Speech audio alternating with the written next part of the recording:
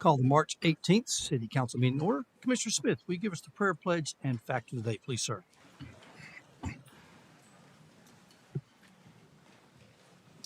Our Father, our God, we come once again before your presence to say thank you.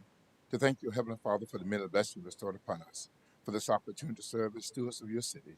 We ask, Father, you continue to bless us, lead, guide, and direct us in all that we shall say and do. We please and accept you in your sight.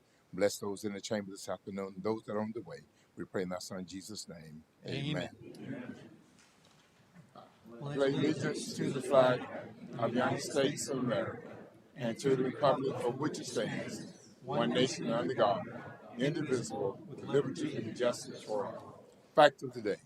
On March 18, 1911, composer Irving Berlin copyrights Alexander's Ragtime Band, the multimillionaire selling smash hit that helped turn American popular music into a major international phenomenon, both culturally and economically. Fact of the day.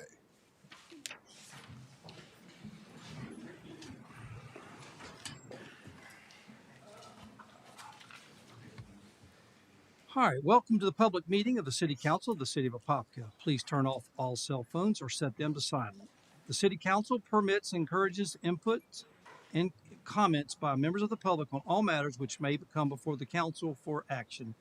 If you wish to address the council this evening, please make sure you filled out a card with your contact information and have presented it to the clerk. When called upon, please proceed to the podium and speak clearly into the microphone, stating your name, address of record, organization, if any, and direct your comments to the City Council and not to individual commissioners, staff, or members of the public. The council and the city staff encourages constructive criticism. However, personal attacks are prohibited. Please observe general rules of decorum and civility.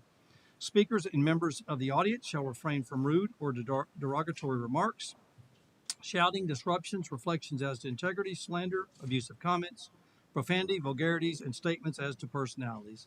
Any violations of these provisions may result in the issuance of verbal warning, including trespass. If violations persist after such warnings, violators may be removed from the council chambers. And with that, Susan? Dr. O?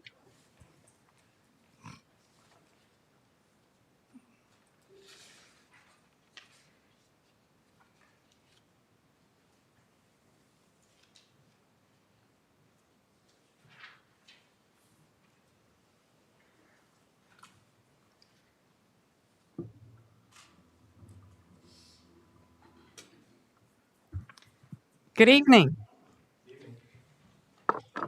It's been an incredible couple of months. We've had a lot of activity and a lot of excitement in Apopka that we haven't had in a long time. We will see the outcome in another month. When it comes to elections, we've got one coming up in November, and we have 3 seats open in the Orange Soil and Water Conservation District. And we have a lot of agriculture people here in this area and all over the area. I was solicited here in this chamber to become an Orange Soil and Water Conservation District supervisor, because anyone in any part of the district can be elected or appointed to serve in any subdivision of the district. And there are certain qualifying points, and they have to be employed as an agriculture producer or own, lease, or is actively employed on land classified as agriculture by the statutes. And agriculture means the production of plants and animals useful to humans, and that in the fields of agriculture, aquaculture, horticulture, floriculture, viticulture, forestry, dairy, livestock, poultry, bees, or any and all forms of farm products and farm production. And for the purpose of marketing and promoting, seafood is also considered. And then agricultural businesses, products, and non-consumable products like farm equipment and the production equipment for those things. And then agricultural marketing facilities on state-owned property also counts for that. So if you have constituents that fit this bill, please ask them to consider running. They have a June 8th deadline for qualifying, but they can live anywhere and qualify for subdivision 1, 3, or 5. But they need to be related in the agriculture field. And so if you go to 582.20, it explains their duties and the boundaries, and then we have more information in that same statute that covers this. And so we want to make sure that your constituents know that they have an opportunity to serve. There is no cost for them qualifying, and then they'll be voted on in November. I also want to bring to your attention the brochures that we have developed. These are in-house at IFAS UF Extension that they printed, and then shelf talkers. And the vice mayor donated $500 to the district for printing. And I'm not an imposter.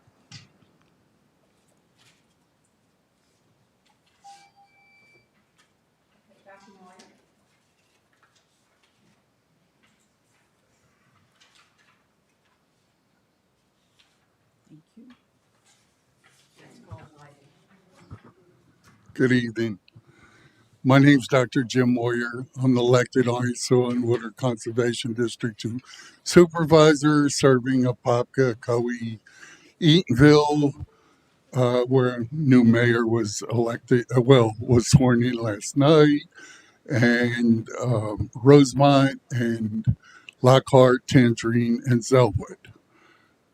I am coming here today to mention, first of all, that I lived 12 years in Broward County. So I still keep in touch with what's going on. They had their 24th annual Wooded Matters Day this past Saturday. And the 6 days prior to that, the Broward Sierra Club had their sixth annual pre-Earth Day event. The theme of this year's pre-Earth Day event was water is the center of everything. And here in Orange County, specifically Orlando, we have our 21st annual Earth Day event at Lake Aola Park.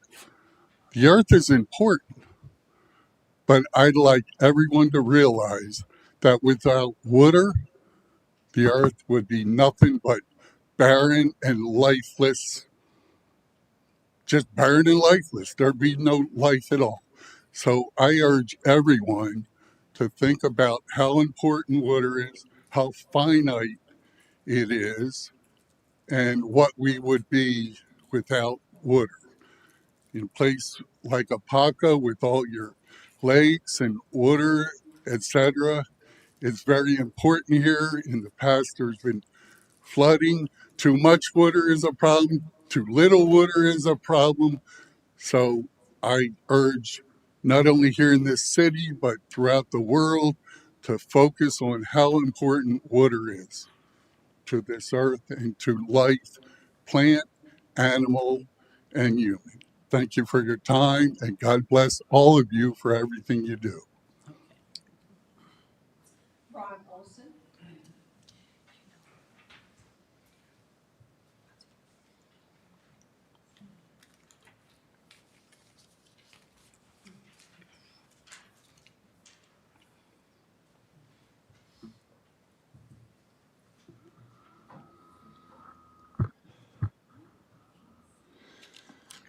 Rod Olson, 3156 Rolling Hills Lane. Good evening, Mayor and Commissioners.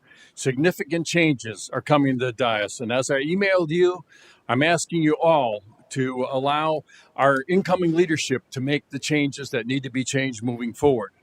We should cancel April 15th CRA meeting. Consent item number 1, we talked before, that position should be offered to all people in the community before you close on or make a recommendation for moving.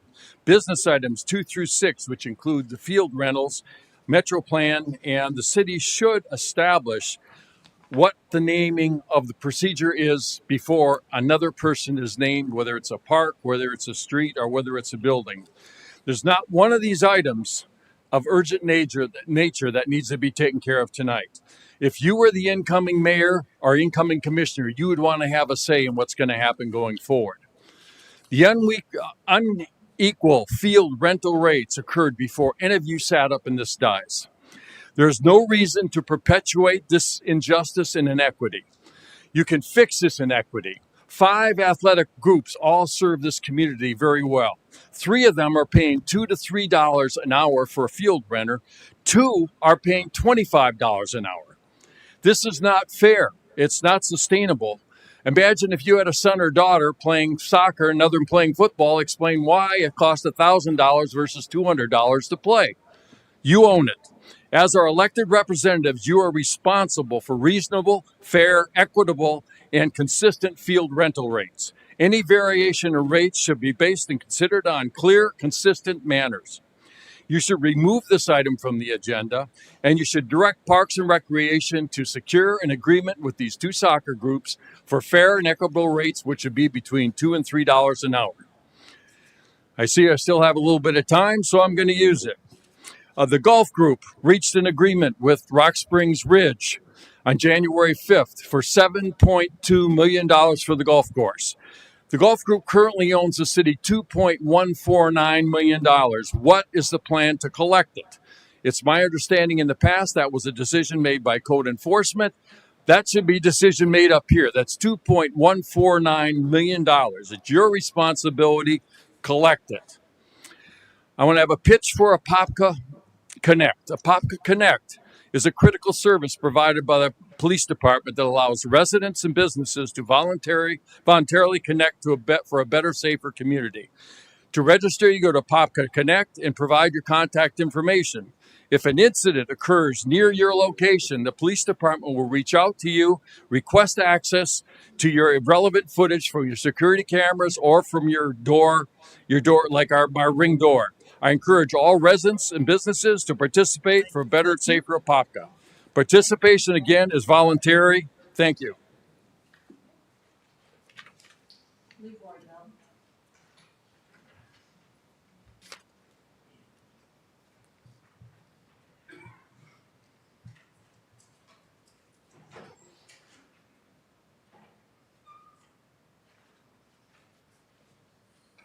First of all, I would like to, if we could take just a couple of seconds to in silence for the soldier just came back to our state that lost his life in the war.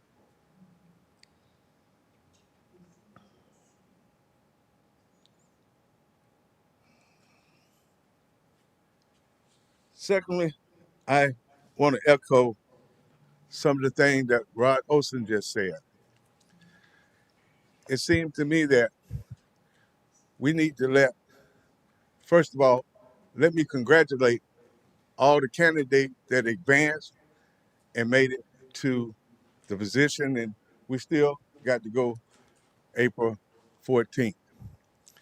With that said, 74% of the electorate here in Apopka spoke that day. They spoke for that day for change.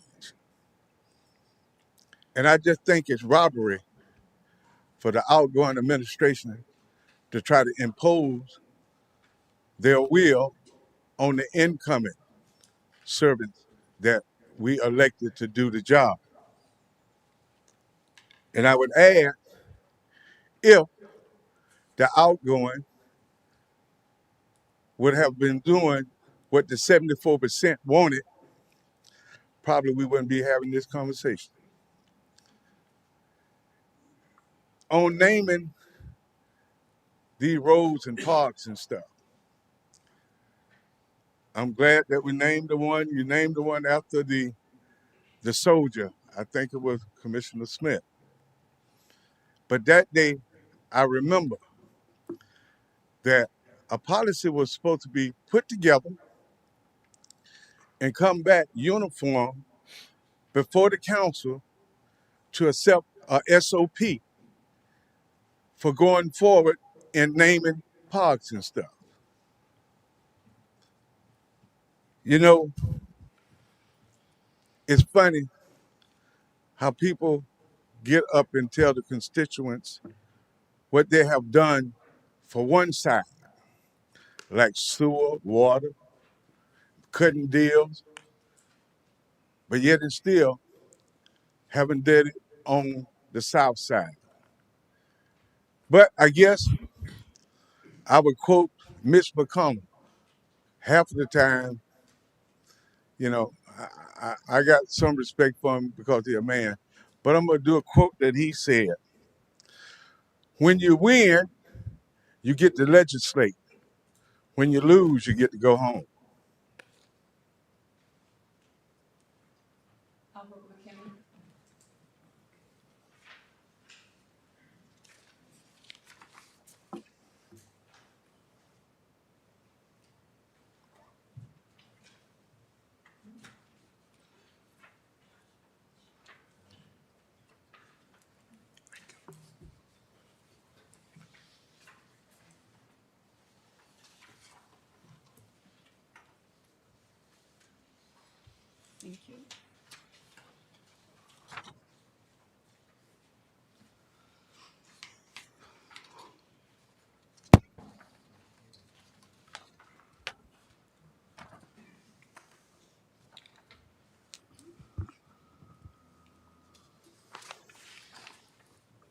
Albert McKimmy, 3603 Golden Gem Road.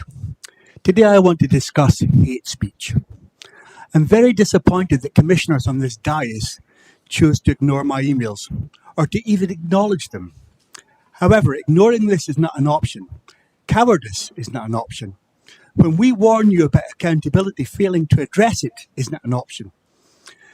At the last meeting, Ms. Anderson displayed two emails side by side and seemed to suggest that a city attorney colluded with a commissioner to obtain a declaratory judgment against her, apparently based on documentation supplied by a Miss Butcher.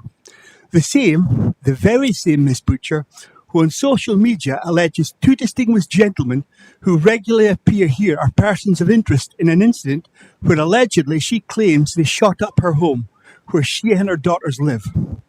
Apparently a detective says so because of a video she claims no longer is clear enough to identify the men. It's there for you to read. Then we have leaked documentation emanating from City Hall security cameras. The same cameras that I couldn't get access to. Someone in City Hall had access to them. Someone in City Hall leaked those to someone who the dais continues to refer to as a hater. Yet, we see the documentation Miss Butcher provided. Are you commissioners happy to sit there and do nothing? Week after week, you call us the peanut gallery. You tell us we're the haters. Yet you, and you all had emails from me. I asked if you were prepared to investigate who leaked the documents from City Hall. Not one of you replied. Yeah. So why don't we just sit until we get some answers? Have we got answers? Has there been an investigation into the leaking of documentation from City Hall? At the last meeting, Ms. Anderson quoted something. She said, if someone was willing to sit and be silent, there was a measure of guilt. You're all sitting silent. Does that mean there's a measure of guilt here today? Because I can stand and wait for the rest of my time until we get an answer. You're being judged. I voted for some of you people, and there's other people out there voted for you. You owe them answers. Are you supporting these haters? Why are these haters allowed to exist? Was there a misunderstanding when two emails were put up next to each other? Was the inference that William McLeod, was involved with the commissioner in colluding to create a declaratory judgment? Because here, ladies and gentlemen, on social media, is a letter where William McLeod denies that ever happened. Thank you. That it? Okay. All right. We got a set of minutes. Any changes from the council or from the public? Not look for a motion to approve meeting minutes from March the 4th. So moved. Got a motion by Commissioner Anderson, Second. second by Commissioner Smith. All those in favor? Aye. All opposed? Motion carries unanimously. Any changes to the agenda? No changes, Mayor. All right, proclamation. All right. Got a picture up there for you. Just it's what an honor to have served with Al. He was quite a guy. He was with us what 20 how many years 23 years I think. And not only was a crossing guard, but he manages the crossing guards, which every day is you've got to have that amount of people at each of those intersections. So it's a stressful job, and yet he loved it and enjoyed it. And not only that, but probably the most important thing is that the kids loved him. To see him there every morning, with a big smile on his face and making a difference in not only those kids' lives, but in a lot of lives of here, the city of Apopka. So with that, I want to read the proclamation. And the proclamation reads, where Mr. Al Lozito faithfully served the city of Apopka as a school crossing guard from March 8, 2025 until his retirement on May 30th, 2025, dedicating over 20 years to the safety and well-being of the children and families of our community. And throughout his years of service, Al was most often stationed at the intersection of Park Avenue at Summit Street and Vic Road at Old Dixie Highway, where he ensured that countless Apopka students safely crossed busy roadways on their way to and from school. And whereas Mr. Lozito was known for his unwavering commitment, reliability, and kind presence, becoming a familiar and reassuring figure to students, parents, and residents throughout the community.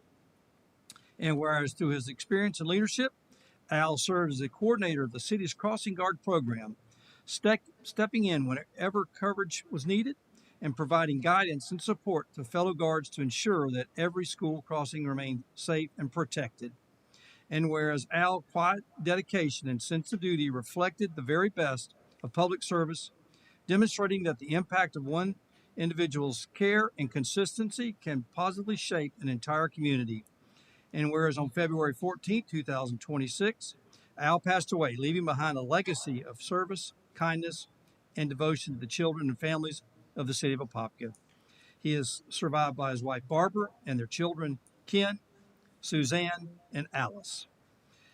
And whereas the city of Apopka recognizes and honors Al's many years of faithful service and expresses its deepest gratitude for the lasting difference he made in the lives of so many.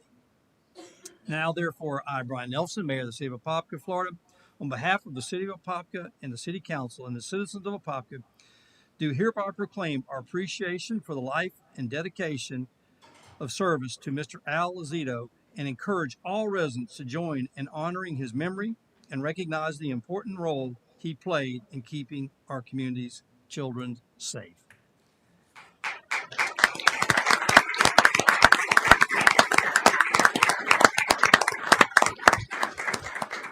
Barbara, if you'd like, we'd love to get a picture, but it's your call with the council. What would you? He was. Well, thank you. And let me give please.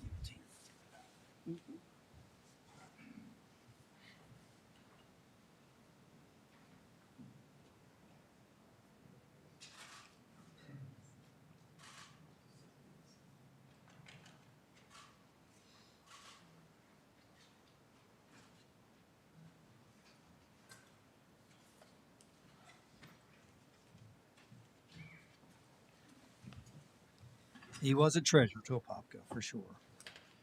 Okay, next up, presentation, Kelly Park Road widening. Vladimir.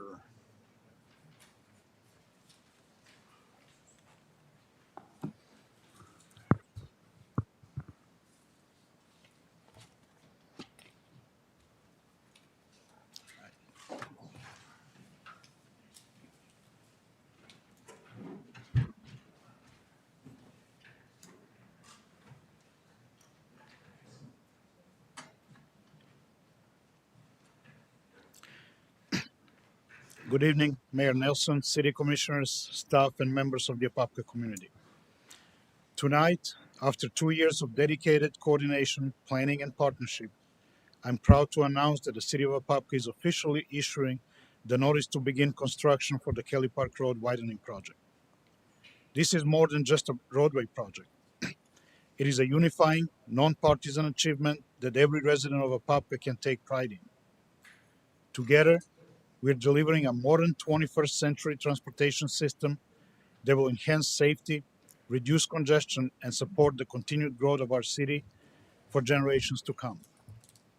The scope of this transformative project includes approximately 1.5 miles of upgraded roadway, featuring 4 travel lanes to improve traffic flow, a landscape planted median, underground power lines to enhance hurricane resiliency, trails or sidewalk on both sides of the roadway to improve pedestrian safety and connectivity, and modern state-of-the-art traffic signals and lighting.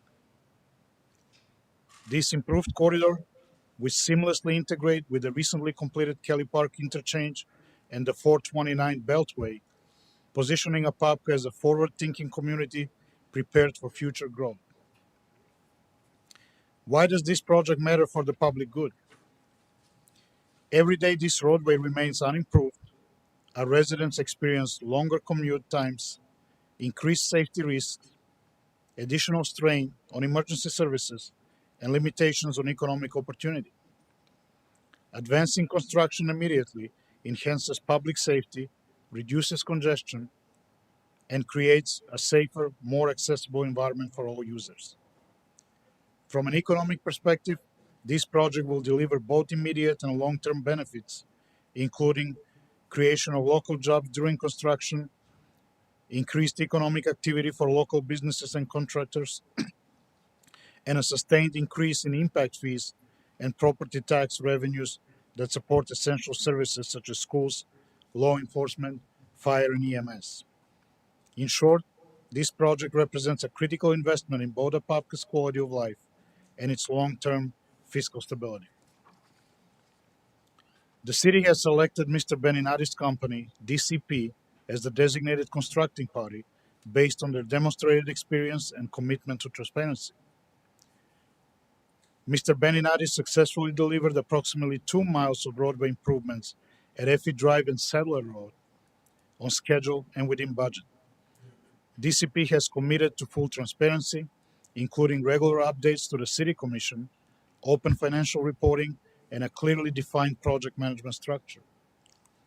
Mr. Beninati has also agreed to share DCP's audits and tax returns to further support transparency within this public-private partnership. Independent oversight will be provided by trusted engineering firms, including Newkirk Engineering and Kimley Horn and Associates. Notably, DCP is funding 100% of Kimley Horn services through its internal project allocation, helping to manage and control overall project costs. The project budget is well defined, and the KPI roadway account, as previously presented to the City Commission by Mr. Beninati, is sufficient to complete the project, including contingency. Importantly, all funds within the KPI roadway account belong to the city, and the completed roadways will be city-owned and maintained asset.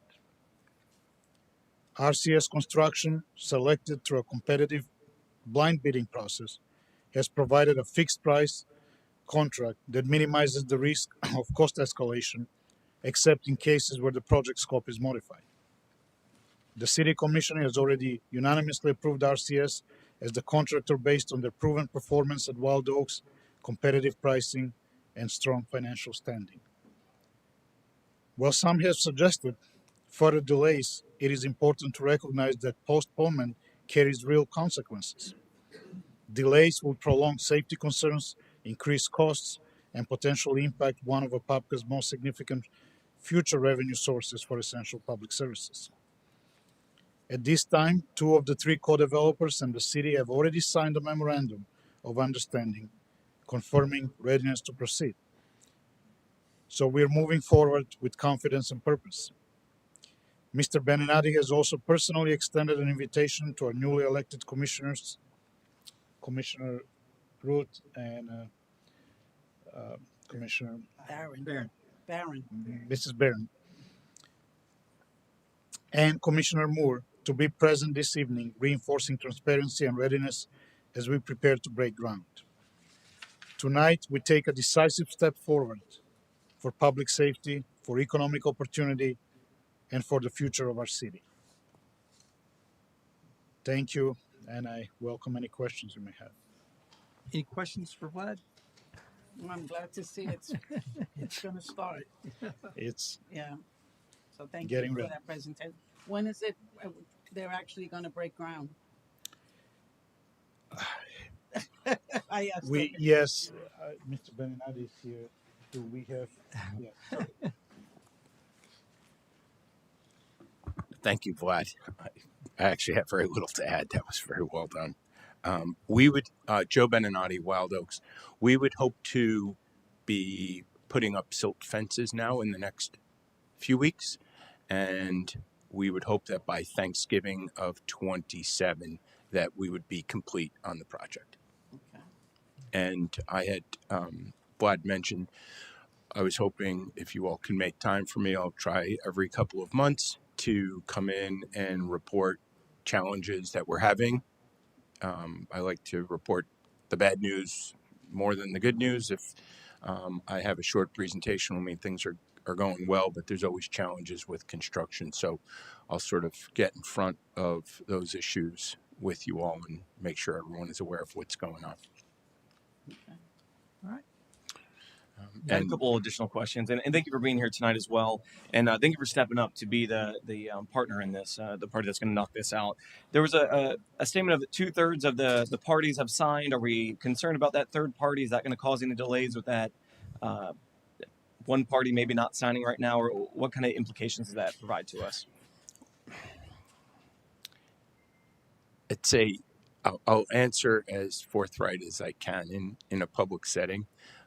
The party was predated our involvement in this project. He was the design person for the last couple of years.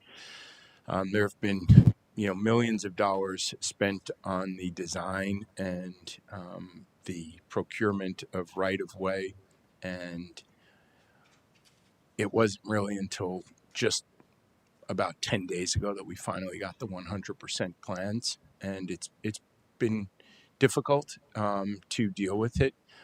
I think if I were to summarize it in a frank and honest way, the party is interested in there being excess funds in the account to be able to return cash to him for his credits.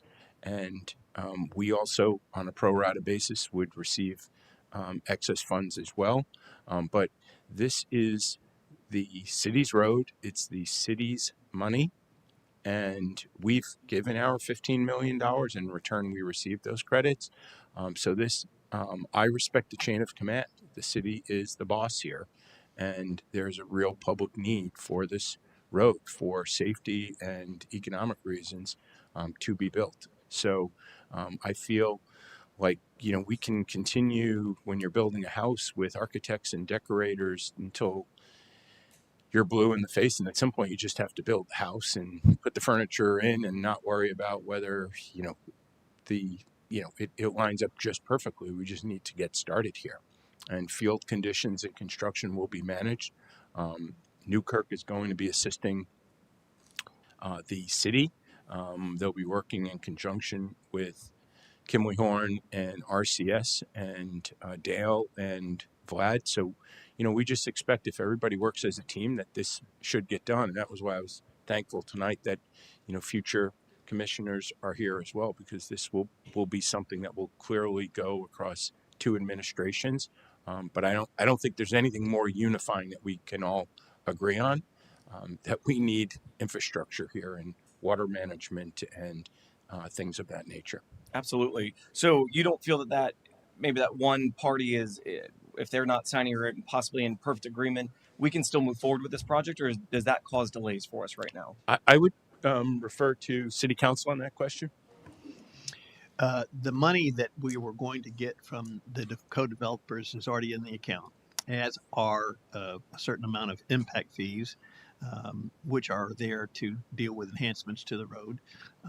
In addition to that 15 million plus roughly 9, this last count, of impact fees, there was some additional property to be added to the agreement, and don't know if it all got added, but the total of that additional property when they paid their fees would be around another 5 million. And so that would get you to 20 million. And so the cost, I think the most recent projection of the road cost was 26 or 27 million. Now, that does not mean there won't be disputes, as Mr. Beninati said, about whether or not anybody gets money back and how much and in what order. That certainly could be a dispute, and it seems to be, at least so far, the thing that has ground the process of a full agreement to a halt. But at the end of the day, one of the things that I would take some encouragement in, it's certainly not a guarantee of anything, is that once the road starts getting constructed, a certain amount of inertia builds, because then developments can come online and people can make money in a whole lot of other ways that they can't until that happens. So it would be my hope, no guarantee, that that would be the ultimate way this thing will resolve. But that is simply my best guess. But so specific to being able to start, you We don't have feel. money. Excuse me. We have money already. I understand that. I've been keeping an eye on that pretty close. But that third party, that co-developer, Yes. not possibly in agreement or not in perfect agreement, that's not going to delay the ability to start getting infrastructure improvements going. It should not. I've kind of gamed out what are the possible things that could happen. And the only thing that stops you is an injunction. And so what would be the injunction? Well, it may happen that at the end there won't be any money for me to get paid back, but we don't know till the end, right? We don't even know that the 26 or 27 million is the right number. We would suspect it is, but it could be low or high. And so if you were making the case to a judge, you'd say, Judge, there may be a case, but we don't know that yet. And that allows you to continue at least until it's proven that there's enough smoke for there to be a fire. Okay, understood. Thank you. That definitely helps. This is more kind of specific to the project. On the west side, where it deadens into Round Lake Road, are we doing improvements all the way out to that? And then are we adding turn lanes and things like that? Because I know that was originally discussed, but I didn't know to what extent we're improving that intersection there. I'm going to let Flat Yes. speak to it. Yes, I can answer that question. The project actually goes from Waypoint Boulevard, which is the entrance of Crossroads, to just past Plymouth Sorrento Road. And let me move this back on the screen. So this is basically the beginning, the first slide that you can see on the left side. That's the Waypoint connection, which is already constructed with a traffic signal. And then the next intersection will be Golden Gem. The next will be Effie Drive. And as we move to the east, we're going to have the two 429 with the 4 ramps, of course, and 5 ramps, actually, in this case. And as we move further, we have the Apopka Springs Avenue, which is across Wekiva Ranch Boulevard, and Plymouth Sorrento, and then we match the existing pavement from there on. So the section to the west between Waypoint, that's projected for future. What we did recently, if you've been recently in the area, we did, because the road was really in bad condition. That was the old county road that, of course, it wasn't that heavily traveled, but now that we have more traffic in the area, especially more heavy traffic with all the construction going on, it started significantly deteriorating. So we realized that we shouldn't wait on that because it's going to get worse. And we did hold in place pavement for, I don't remember the exact lane. I think it was close to a half a mile. Okay. Okay. So at some point, because the property is already past Round Lake, it's already secured by Orange County Public Schools. There's going to be a school there, and we expect that the widening, at least the corridor study shows that we're going to go 4-lane all the way to there, and there's going to be improved intersection, of course, with the Round Lake that is also a county road. It's probably going to be a collaborative effort, and we'll have a traffic signal there at that point. Okay. Excellent. Thank you. Any other questions?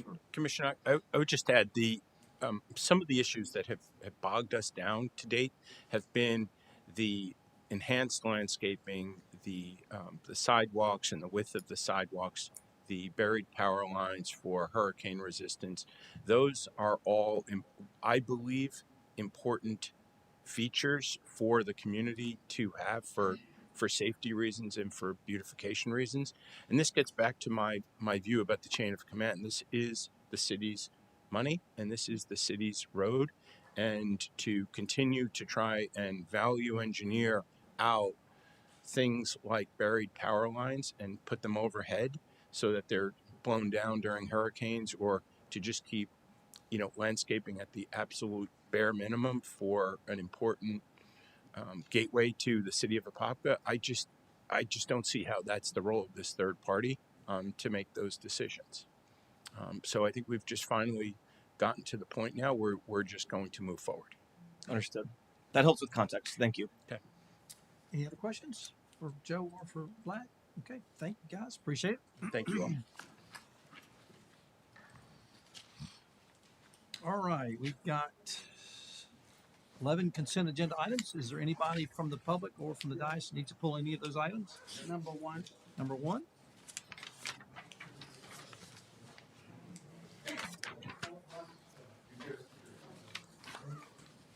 Okay, any other items? One and 11. Okay. All right, so looking for a motion to approve items 2 through 10. So moved. Got a motion by Commissioner Smith, Second. second by Commissioner Anderson. All those in favor? Aye. All opposed? Motion carries unanimously. Okay, appointment of a member of the Apopka Planning Commission. Just one more matter, sir, before I leave, and not to put my nose into the middle of things, but I understand there's some limitations on fields right now, and we do have, they're not great fields, but they're not, they're also not dirt either. We do have property that if people are interested in contacting me, we would certainly welcome, whilst the other fields are being completed, to have some of the kids use some of the property. I know we probably have to do some insurance matters, etc. But I'm a huge youth sports fan and would, hate to see the kids not be able to play without the fields. So Thank you. Awesome. Thank you. Thank you. Okay, appointment of member. Yeah, sure. Thanks, Radley.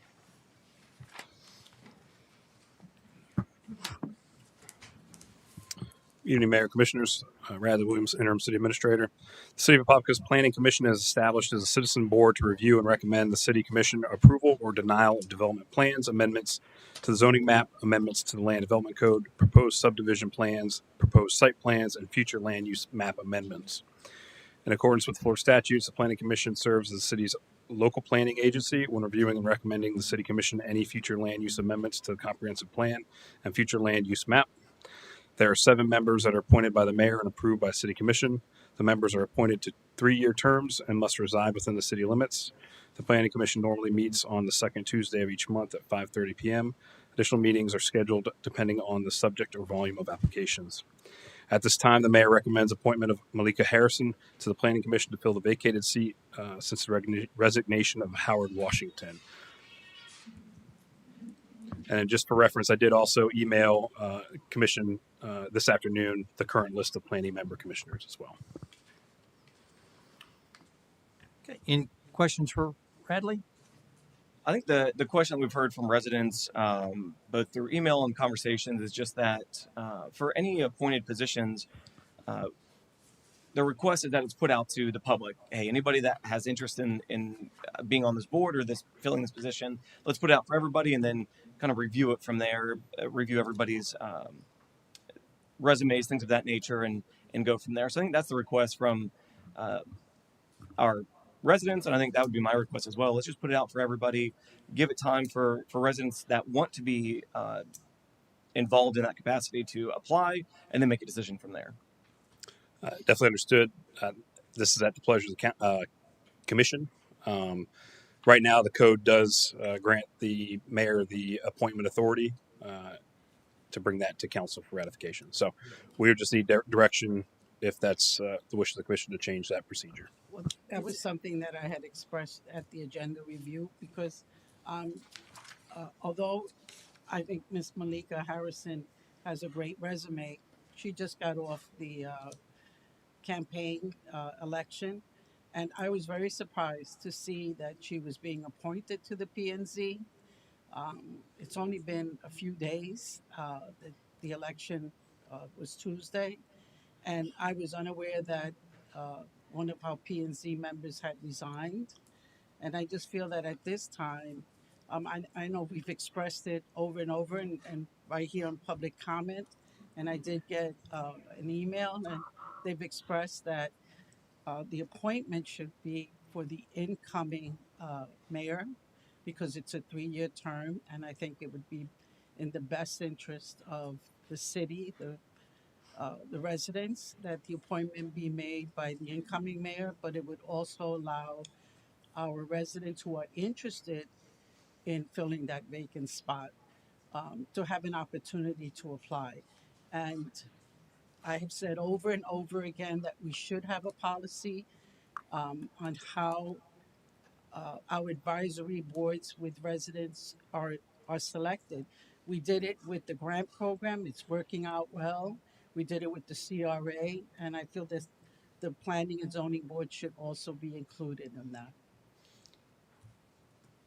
So this has nothing to do with the Miss Malika Harrison. It just has to do with procedure and policy. So, Right. so if it has some to do with procedure policy, the policy currently, what's the current policy? In the code, it currently states the mayor appoints and the commission ratifies. So as she indicated, whatever the policy is, that's what we should follow. And when the new administration comes, they want to change the policy, they can change the policy, but that's what the policy is now. All right. Anybody else? If not, public comment?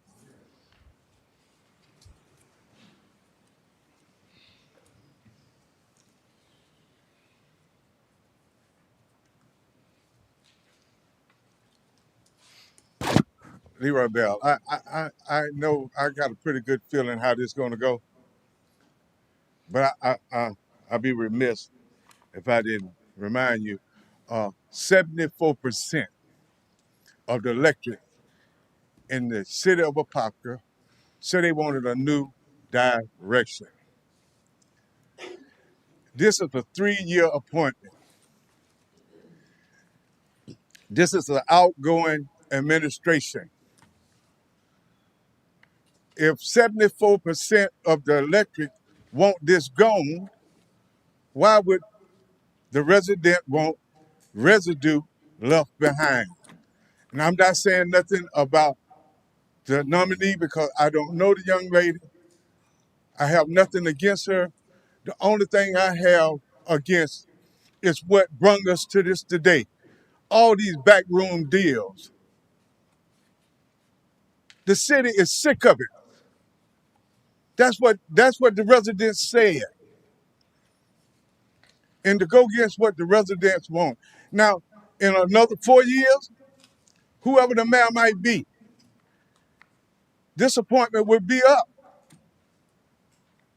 at the same time of the election.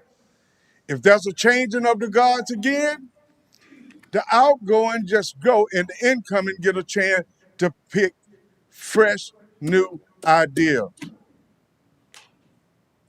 It makes no sense. And people see what's going on. People didn't vote. The people had to vote for one person in each category. But now things don't go the way that people wanted to go. Now they want to impose their will on the community. And if this is the case, why should we have the election? Why should we have a mayor sitting there when the outgoing mayor can dictate what happened, what he leaves behind, when the electorate said they didn't want it in the first place?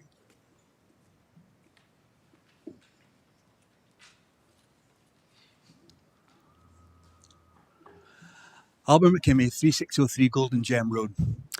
I think that what we really require is to do interviews with candidates before they're ever given a position. Tonight, commissioners, you missed something very, very basic when Joe Benyonati was here.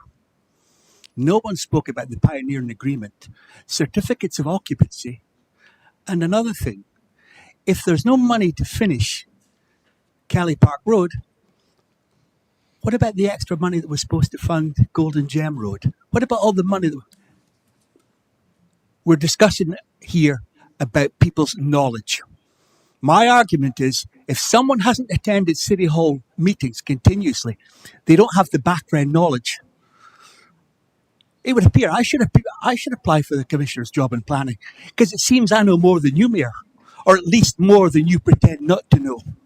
So let's get back to the pioneering agreement. Pioneering agreement, we're screwed because Mr. Benyonati tonight, and with his integrity, he told you there may not be enough money to do Kelly Park Road. If that's the case, there was supposed to be $65 million put in by all three of the people in the pioneering agreement. If they can't even reach the 25 million for Golden Gem for Kelly Park Road, you guys are going to have to face real problems. If there's delays, the pioneering agreement said there would be no certificates of occupancy. We're talking about the appointment. You know what? We don't care what you think. People have shown what you think. Now, it's politically motivated free speech, and I'm saying that you have a vested interest in keeping people like me who have knowledge out of positions like that. You can deny it or you're not. I don't care. But the fact of the matter is, tonight, you all missed something really important.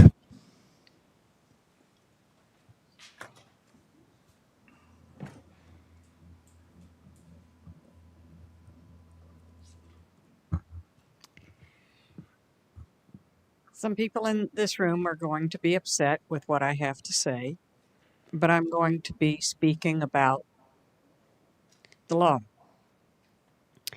And part of it is about what the vice mayor said, in that we need to have consistency. If we are breaking the policy to place other people in positions in committees, and this committee is the only one following the policy, then why are we doing it for the other committees? So if we have a policy that says this way, and then the other policy is another way that's implemented for the other committees, then we are not following consistently. But the other part that I'm concerned about is everyone saying that at the election day is the end of this council, and it's not. This council did not end on election day. This council ends when the new council is sworn in. And the decisions made until that swearing in ceremony is valid. And I don't like the decisions, a lot of the decisions that have been made by people on this council, but I recognize the legal fact that they have the right to make those decisions until the day they are no longer legally in those seats. And so I might not respect their decisions, but they have the right to make those. I hope they make non-political decisions, but I haven't seen that happen in some of the seats. You're supposed to be making decisions based on your constituents' wants and the fiduciary needs of the city and legal constraints. And we need to apply the legal rules across all of the committees if you're making a committee decision. And if you enforce the committee decision on 3 committees and you didn't, and now you're not wanting to follow that same constraint on this committee, then you are being unfair, no matter who it is. And I believe the woman is educated, capable of being on this committee. I don't know her politics, but her politics should not come into play on the planning committee, and she should not be placed on the committee if we're not following the rules that we followed on placing the other committees. Anybody else?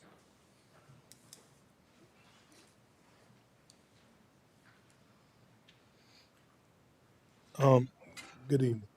I guess I'm not the brightest bulb on the shelf, but I thank Dr. O for that, and I would just say to the commissioners that I supported, and even if I didn't, my expectation for you and the mayor is to work and represent me to the last hour that you're in office. Secondly, I think, correct me if I'm wrong, the Planning and Zoning Committee, whatever they decide, will come before this body or the new body who can vote it up or down. So to me, it's a moot point. Thank you.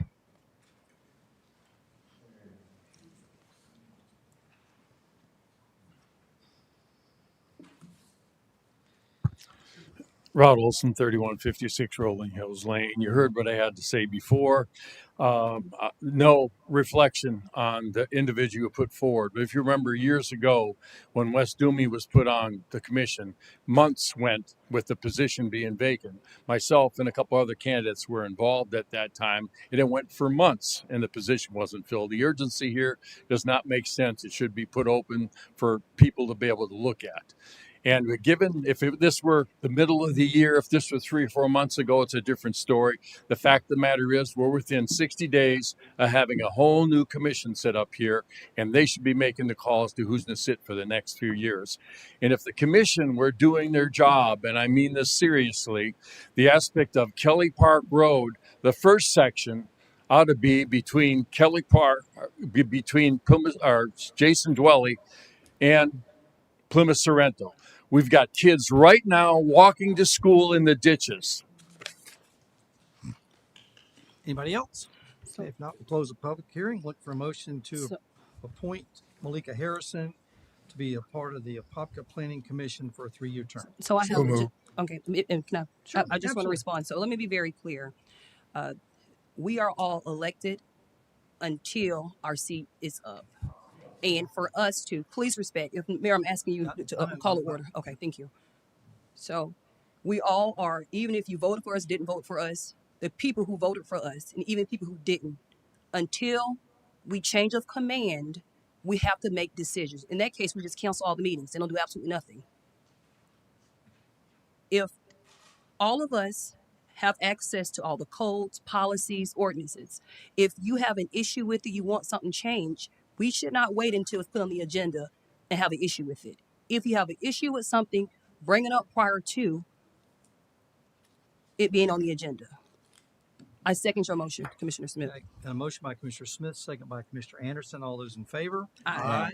All opposed? And No. Mrs. Harris, it's no slight against you. I just want a new policy in place, and that's what residents are asking for. So that's the only reason I'm going to be voting no against this. So, It's not motion carries specific. 3-2 with Excuse me, Nesta I'm and not finished yet. And I'm not finished yet. Velasquez. I want to make sure that an opposition. updated policy is in place so that all residents are heard and can apply to all these boards. So not against any one person, just making sure we update policies. So I will be a no. Okay, accept the disbursement report, February 26th. Well, and the other thing I just want to say regards to this this issue is that I did write an email, and I did write it in time. I did write it way before this appointment. I have consistently asked for policy and procedures regarding advisory committees. I know I have done that. I have sent over 600 emails, and always I'm asking for the same thing.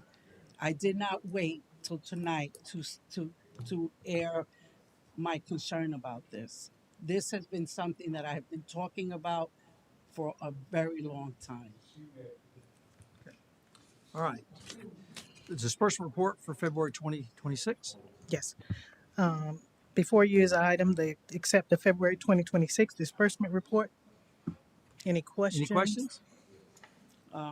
Well, we have a constituent that said, Mhm. so Who wants to, somebody from the public wants to speak on this one? the Disbursement report? Number 11.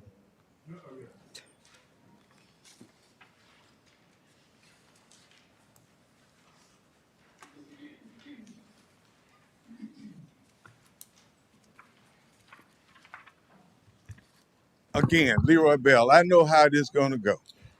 This is where we is where we are today. This is the reason that the middle seat is no longer being occupied by you. This is just a Number 11. This got nothing Number, to do with. yeah, number 11. Number 11 is you and your enablers is out of here. But number 11, I still raise the same concern, especially when money and budgeting items. If you remember a few months back, we had the financial officer come up to ask for $75,000, and we didn't need it, but we just want to get it just in case we needed it. Goddamn, we need it. What I'm saying is this: as far as the finance, let money go. Anything to do with money. What we need to do is let the new administration. This is the old money. This is Well, not what's well, going to well happen oh, this I year. wouldn't care old, new, whatever, because what the problem is, the old and the new gonna come up when we get that forensic audit. But to the point, to this point, to this point is, you know, your enablers can only shield you for so long. But what I'm just saying is this: yes, you said you was elected to serve up into the very end, and I think that's troubling when you haven't been serving up in the beginning nor the middle. All right. Anybody else want to speak on this? If not, look for a motion to approve the disbursement report for February 2026. So moved. Got a motion by Commissioner Anderson, Second. second by Commissioner Velasquez. All those in favor? Aye. All opposed, motion carries unanimously. Thank you. Next up, early voting dates and times. Susan?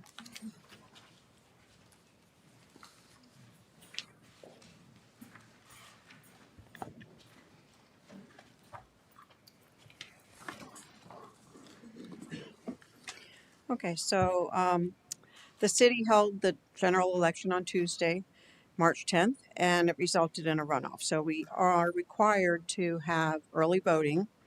And the question is now, because we have gotten some costs from the supervisor's office, do we want to do it for the same mirrored time that we did it for the actual election? Or do we want to do it for just a lesser time, Friday through Sunday, for this runoff? So before you have a slide that shows the differences. So Monday through Sunday would be $3,000 at the supervisor of election location, and the reason that we do it there is because that's the county seat, and they we've always done early voting there up until we, as the city, decided to do early voting at our community center. So that will remain at the supervisor's office. They're going to not do it for as long of a period. In other words, they're not going to pay as much overtime. So it'll be a little bit less. It'll be $3,000 for that. Or if they have to staff our Apopka Community Center, it'll be $19,000. So the total for that early voting would be $22,000. So if we did a Friday through Sunday, which is the heaviest of the early voting turnout, at the supervisor of elections, it would be 2,100. At the Apopka location, it would be 9,000. So there's a difference in cost there. I do. We are also going to, you can request a mail out ballot up until April 2nd. So whatever the board decides, then we'll go ahead and put it up on the clerk's webpage, and then we can go from there, because anybody that wants to do early or mail out ballot can go ahead and order that now. But we'll put all that up on our website. So we're looking for a motion to request the lesser time or discussion to see what anybody wants to do as far as the splitting of the two. Okay. Questions for Susan? So when this past election that we did you see the voting, the numbers, the percentage of people coming out? Was it Friday, Saturday, and Sunday for early voting? That was what the majority, that was what the more concentrated amounts were. But we still had daily, Yeah, I mean, voters. we were there the whole time, so we Mhm. did see kind of the numbers from the first day rise consistently. Mhm. But we did see the numbers Friday, Saturday, and Sunday, and then of course Election Day we did see the Right. most. Those were the Are we heaviest. still gonna have um, actual Election Day both at the Apopka Community Center and Recreation? Yes. Okay. And the supervisor's office is coming tomorrow morning. We're going to go look at both locations and see what we can do to maybe. Right. So Yeah. with this election, we realized that the recreation on Election Day had like over 200 people after 7. I mean, they held the line, but it was Mhm. about 200 people, a little bit more than that. While at the Apopka Community Center was about 60 people. Understood. Yeah. And they're going to look at that, and we'll look at the possibility of either a larger location or a third location Right, but that's after this election. after this election. So at the recreation center, and I will ask our recreation, do we have a larger room in that area?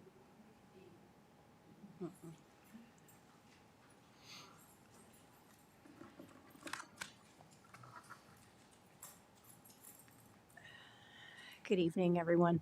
The only room that we have at Northwest Recreation Complex is going to be the conference room. That's the largest room that we have. Everything else are offices in the lobby. Okay. So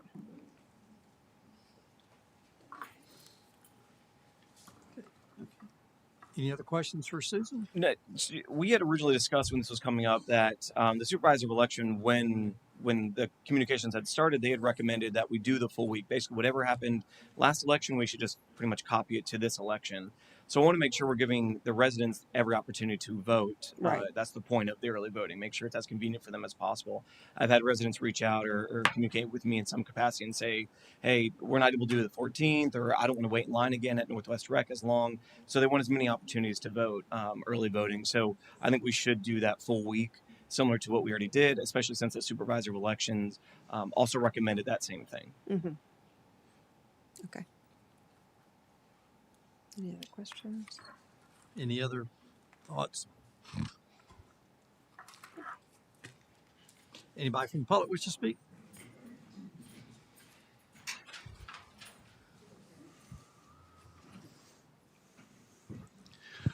Albert McKimmie, 3603 Golden Gem Road. We repeatedly hear morals matter, integrity matters, accountability matters. I'm going to throw you a new one tonight. Statistics matter. And statistically, what previous elections have shown is that on the second election, you're likely to get about half of what you got in the original election. The original election, our turnout was 20%. So if we follow statistical analysis, we would only expect 10% on the run out for the mayor. To me, that's a problem because our mayor has endorsed another candidate.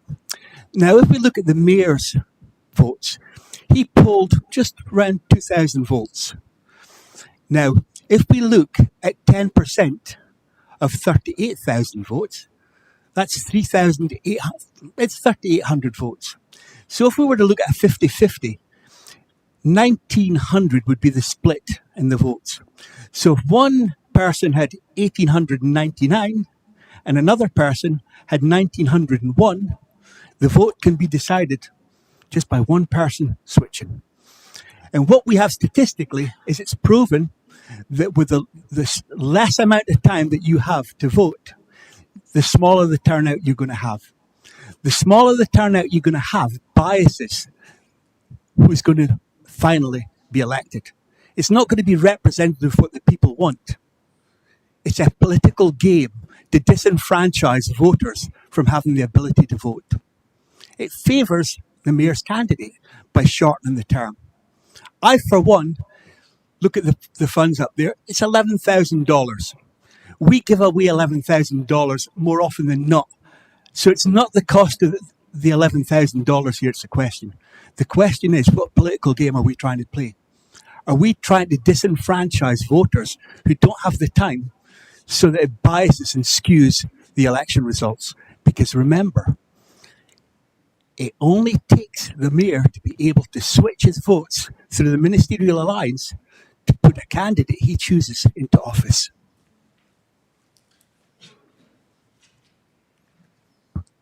Leroy Bell. If you look at the supervisor election, the first 2 or 3 days of this early voting, just look at it. Look it up. It was only 3 people. 3 people went downtown and voted at the supervisor election. When it all was said and done, it was only 10 people went to the supervisor of election and voted. Look at the money that we spent over there to accommodate 10 people. Commissioner, you just said with 200 people wrapped around Jason dwelling. If we have the whole week of early voting right here in Apopka, those people wouldn't be standing in line because they'll have a whole week to vote. It's time to let the people vote. People tired of the good old boys position. We're tired of the stranglehold over the city. It's time to let bygones be bygones. You spend the money on everything else. Spend some money on what, if you want to invest in the community, invest in them voting machines. Put them up there and let the people vote. Things turn out wrong for some of you guys this time. I'm sorry about that. If you had legislated a little better, it probably would. But stop trying to stack the deck. It needs to be a week-long voting. It is no more of this, my friend picking this, that, another. Let the voters vote.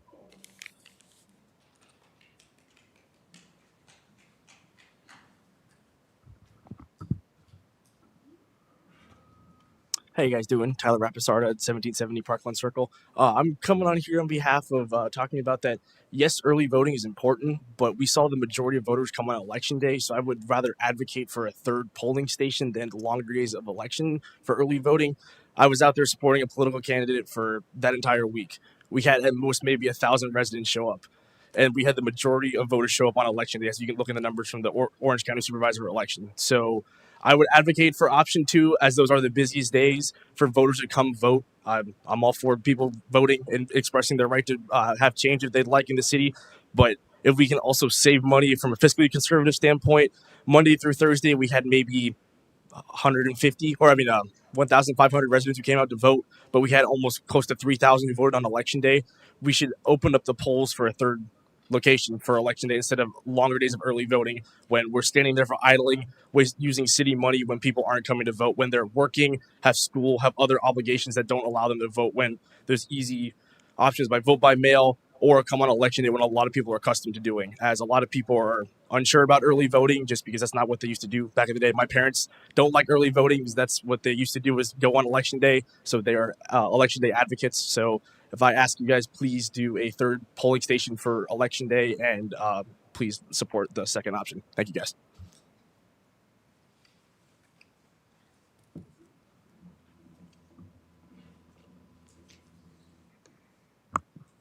I made available to all of you the statistics since clear back to about 2014 on the voting for both March, May, April, December, November. And it was blatantly obvious that we need to be voting in November for turnout and lack of disenfranchisement of people of color and even the white population, the majority population, lost in the numbers. But we need to have our council elected by the majority of the people, and that doesn't happen this time of year. Also, we need to have more time choices for people who are working, and they work on different days of the week. We have people who work on Tuesday. We have people who work on Sunday. We have people who don't work on Saturday, and we have people who work weekdays. You need to give them the opportunity to get in here. And if you tell them they can only come on Friday, Saturday, and Sunday, or Tuesday, you're not being fair to those other people. And yes, I agree that we can get rid of the elections office if only 10 people showed up out of all those, the 10,000 that voted. Get rid of that as an option to save a little money. We never got the final statistics on how much was spent for the election in March. If Susan has that number, it would be appreciated. But we could save $2,100 for not having it done at the supervisor of elections office, and spend that on marketing and getting people in here. And again, the statistics ran that we were seeing 10,000 people in the runoff, or 10% in the runoff. And this is awful when if you had a runoff, had to have a runoff in December compared to November, we would be much better off. And we would have 50% or more, 50 to 80% voting in November compared to voting in March and April. Anybody else?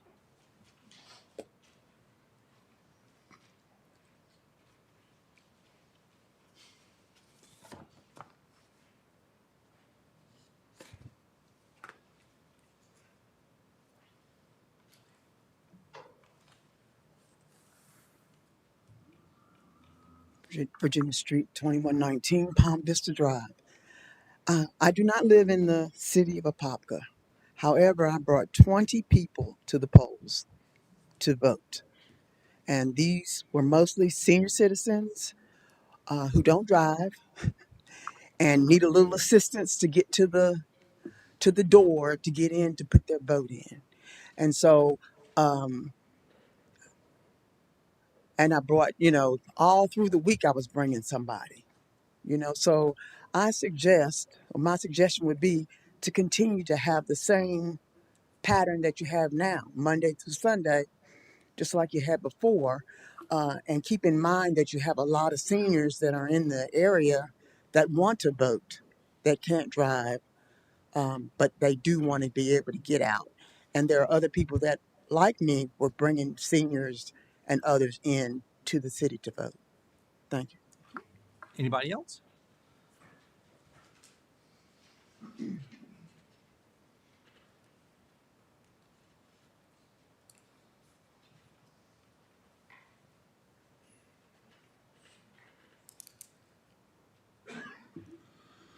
Rod Olson, 3156 Rolling Hills Lane. I'm for anything that's going to expand the opportunity for people to be able to vote. It's my understanding in reading materials that we're talking 7 a.m. to 7 p.m., so we've addressed the issue of the front and back end. There are people that work, some people work Tuesday through Sunday. There's some people that work Friday through Wednesday. That varies. And I think that overall, I think anything we can do to get more people out 7 days a week, make it one location or make it two on the actual voting day. There's no reason 10 people voting to pay $19,000 doesn't make sense. It's my understanding in looking at the numbers, it's 3,000 a day basically. Is it 3,000 by location? How is that? No, it's 3,000 to the supervisor of elections office. Okay. And so what is it for specific for Apopka? It just kind of doesn't read, either I'm not reading it right or I'm misunderstanding. So for the 7 days, it's 19,000. For the 7 days, it's 19,000. And that includes both the supervisor elections office and us, or just our, That just includes Apopka. just Apopka? I think that's what we ought to do, make it friendly for the 10 people that vote there. I'll offer to drive someone from there into Apopka to vote. Thank you. I don't think that's exactly. I think it's to do the absentee ballots as well. I don't think that's just a. We're getting charged the $3,000 just for taking the ballots. I think aren't they also doing the absentees? Those people. That's the cost of what she gave me was the cost of just on site at SOE for the early voting. Can we, is it an option? I can't remember, because I know we talked about it, right? When And we were they there. said- they were saying that since they're the county seat, Mm. it has to be done. Yeah. Right. Yeah, it's not, we cannot Right, you remove have it. to do You it. can't Yeah. exclude the Yeah, county. we have to. Okay. But Okay, well then we did ask that. as I was walking back, someone commented they asked me to mail in. We have a lot of indigent people that can't get out that need to vote. We're no longer in that case. My father-in-law is no longer alive in doing it, but there are a lot of people that don't have the ability to get to and from, or as my father-in-law's case was, the ambulating from the vehicle getting in was going to be too much distance, which is why we started to do the at-home vote. We got a lot of elderly people in the community we need to keep in mind. Thank you. Okay. Anybody else? All right. So what's the pleasure of the board? I would move that we do the full Monday through Sunday early voting for this election coming up. Second. Got a motion by Commissioner Nessa, second by Commissioner Smith. All those in favor? Aye. All opposed, motion carries unanimously. Okay. Next up, approval Northwest Rec Complex Sports Field Rental Agreements for the joint proposal to Central Florida Soccer Club, Inc. and Central Florida United Academy. Good evening, Mayor and Commissioners.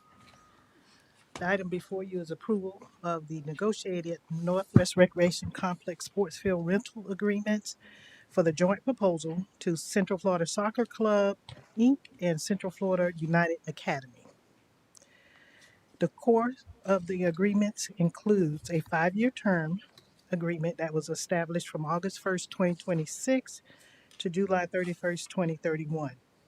The fee schedule is based on $25 per hour. There's a contingency plan in there in case the additional fields are not done by August 1st. The weekend games usage is included in the annual fees, and the deadlines for scheduling dates were established. Any field rentals outside of the agreement will be charged at the $25 per hour. And both of the representatives are here if you have any questions.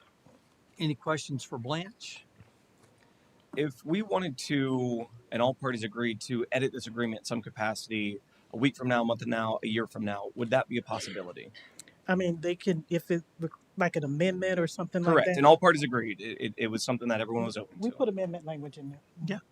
So we're not all complete- parties, meaning not just them. It means us also, but yes. Yeah, that's what I'm saying. All parties. Mhm. Okay. Okay. Thank you. Okay. Any other questions? Anybody from the public wish to speak on this one? Not, we'll close. Oh.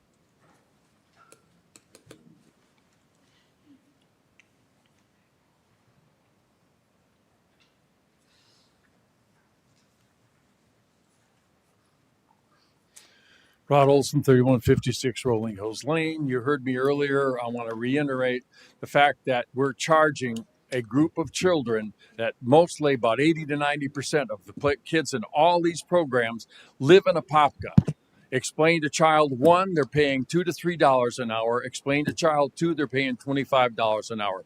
Throw the history out the window. You guys didn't make that call. They agreed to it at the time because they were an outside organization coming in. They've served here for 14 years and deserve the same rates that they're paying.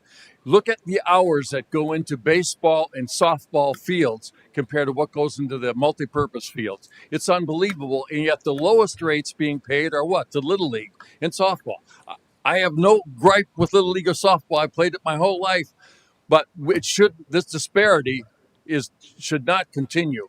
You should not rubber stamp this ongoing policy. You should direct Parks and Recreation to do $2 to $3 an hour, matching what they do for the other programs for these two organizations. Thank you. Anybody else? Not close the public hearing. Look for a motion to approve the Northwest Recreational Complex Sports Field Rental Agreements for the joint proposal to Central Florida Soccer Club, Inc. and Central Florida United Academy. So moved. Got a motion by Commissioner Anderson, Yes, sir. second by Commissioner Smith. All those in favor? All opposed? Motion carries unanimously. And before we move on, I just want to confirm, Susan, if you can, the early voting, it's going to be 7 to 7, correct? Yes. So exactly how we had it the first. Okay, understood. Thank you. Okay, RFP 2026-A-275. The item before you was tabled on March 4th and also on February 18th. It was to award a contract for the RFP 2026-A-275 for the Northwest Recreation Complex field rentals. Any questions for Blanche? Anybody from the public wish to speak on this one? If not, we'll close the public hearing. Look for a motion to award a contract. No, Well, so we're not. We're No, we're what's not the proper awarding. verbiage here? Reject or Reject. Reject. That Okay, was I'm sorry. reject. Yes, you're basically canceling the results of the RFP in favor of the thing you just approved. So we wanted to reject the RFP 2026-A-275. So, Got a motion by Commissioner Smith, second by Commissioner Anderson. All those in favor? Aye. All opposed, motion carries unanimously. thank you. Next up, utility construction reimbursement agreement.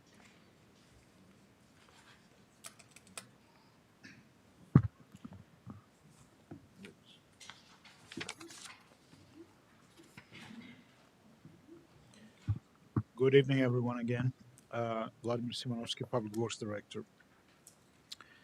Mayor, Commissioners, what we're bringing to you this evening is another request for approval of utility construction reimbursement agreement, authorizing the developer to construct oversized wastewater infrastructure in exchange for wastewater capacity reservation or wastewater impact fee credits. Approve a waiver of the procurement process for the wastewater construction reimbursement is also being requested in accordance with the procurement policy 107.3.3.4 City Council, which states the City Council may waive all or specific provisions of the policy for good cause prior to the solicitation or offers, or may waive specific provisions of this policy as is in the best interest of the city at any point in the procurement process. In summary, the proposed utility construction reimbursement, I'm going to move to the next slide, establishes the terms under which Ashton Orlando Residential LLC will design, permit, and construct approximately 3,120 linear feet of a 12-inch wastewater force main along Kelly Park Road in lieu of connecting to an existing 6-inch force main that has sufficient capacity to serve the Spring Haven subdivision.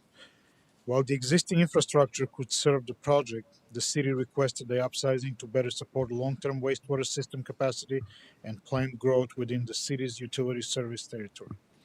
Under the agreement, the developer will fully fund the design, engineering, permitting, and construction of the oversight force main at its sole initial cost and risk. Upon completion and successful inspection, the city will issue a certificate of acceptance, after which the infrastructure will be dedicated to the city and become part of the municipal wastewater system. Following acceptance, the city will assume full responsibility for maintenance and operation of the oversight utility improvements. As consideration for constructing infrastructure that exceeds the project's immediate need and provide a public benefit, the city will issue wastewater capacity reservation or wastewater impact fee credits to the developer in an amount equal to the verified cost of the oversight work, estimated at $639,414.5. These credits may be applied towards wastewater capacity reservation fee, otherwise due for the Spring Haven subdivision. The agreement does not waive any regulatory authority of the city, preserves the city inspection and acceptance rights, and includes standard indemnification, dedication, and recording provisions to protect the public interest. Again, there's no funding source. Reimbursement will be provided exclusively through wastewater capacity reservation or wastewater impact fee credits, requiring no direct expenditure of city funds. Any questions for Vlad? A couple questions. We discussed a little bit of this yesterday, and I just want to confirm. Yes. I feel so we're all on the same page. Just want to make sure. So they technically do not have to do any upgrades at all to fulfill what they need for their project. Correct. Correct. Correct. Okay. So this is more. It's not. I'm not going to say a favor by any means because they're getting reimbursed for this, but Correct. because it They're helps doing us. this because we asked them for it, because we have this bottleneck. The yellow line that you see on the screen there is the 6-inch existing line. So everything to the west and everything to the east of it is a 12-inch. Now that these developments are coming, the red line that you see on the top of it, that was already put in place by Oaks at Kelly Park, which is the subdivision to the north, just across the proposed Spring Haven development. And now we have two gaps of 6-inch, 12 to 6 to 12 to 6, that we need to pretty much, it's creating problem for all the other subdivisions and the lift stations and the pumping. Okay, thank you for Yes. that. And then the cost, the total reimbursement, is there any contingency built into that? I don't believe there's a contingency. It's 639. That's including the design, permitting, and full construction. Okay, And so technically, because they have 392 overall units, the reimbursement will be completed, I believe, with only 130 units. So after 130 units are being constructed, only 130 will receive the credits, and everything else after 130, starting with 131, will be paying the full sewer impact fees. okay. And then, so let's say it goes over, it's 645, it's Mhm. 670, 700,000. Does that have to come back to us to agree to that additional reimbursement? Yes, we don't expect that that's going to go over, but yes. Okay. Yes. Okay. Thank you. Any other questions for Vlad? Anybody from the public wish to speak on this one? Not, we'll close the public hearing. Look for motion to approve the utility construction reimbursement agreement between the City of Apopka and Ashton Orlando Residential LLC for the Spring Haven subdivision. So Got a motion by Commissioner Velasquez, second. second by Commissioner Anderson. All those in favor? Aye. All opposed, motion carries unanimously. Next up, appointment of voting member to the Metro Plan Orlando Board. Good evening again, Radley Williams, Interim City Administrator. We're seeking City Commission direction and appointment of a new member to the Metro Plan Orlando Board. The City of Apopka is eligible to appoint one voting member to the Metro Plan Orlando Board, with the current member being Mayor Nelson, who's stepping down from Metro Plan Orlando. Staff are seeking direction on the pleasure of the council, our commission. All right. So do we have a policy? Because what I've noticed is that the entire time, Mayor Nelson has been the representative for the city of Apopka, but there's never been an alternate. So do we have a policy? Does the city have a policy for appointment to the Metro Plan Board? We also have the CFX Board. Do we have anything as a policy? It's So commission pleasure. no. No. Okay. So when is the next meeting for the Metro Plan Board? It's in April, May. Okay, May. May. So I think it would be in the best interest that the incoming mayor actually review this, and whatever the policy is with Metro Plan, is it always the mayor? Is it someone they pick? Is it always the mayor? Look, you look at it. It's not. It's up to the commission It's up to the for your commission. member. Yeah. And it So- can be rotated out depending on a policy that's Right. created. So I would, for me, the best interest would be the, because our mayor can still go and represent in April if they have a meeting between now and May.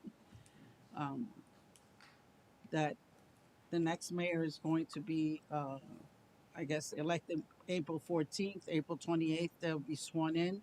So at that time, the mayor can decide if he's going to represent the city at the Metro Plan, or he would prefer an alternate to go in his place or her place. Who appointed Mayor Nelson? Nobody did. There's the policy has been Metro Plan's policy has changed where it now needs to be an appointment. It was just kind of understood, but it's no longer understood. It needs to be an appointment. So theoretically, I should have been appointed by the board months ago. So It was never done Right. at this board. correct. It was just the mayor would go to each meeting, and there was not, and I see there's never been an alternate appointed.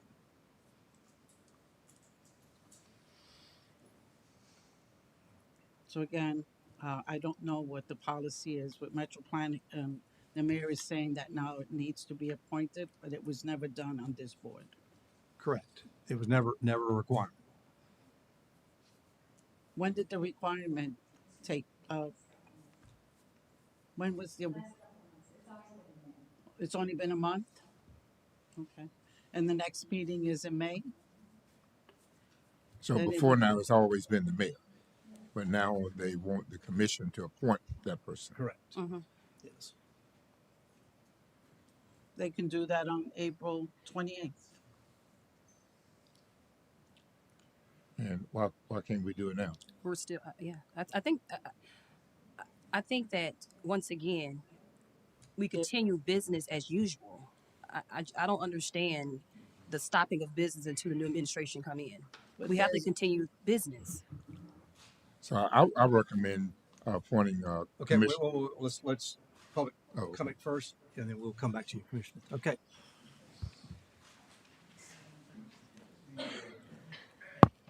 Commissioner Christy Moore, I've served on Metroplan Board for 7.5 years.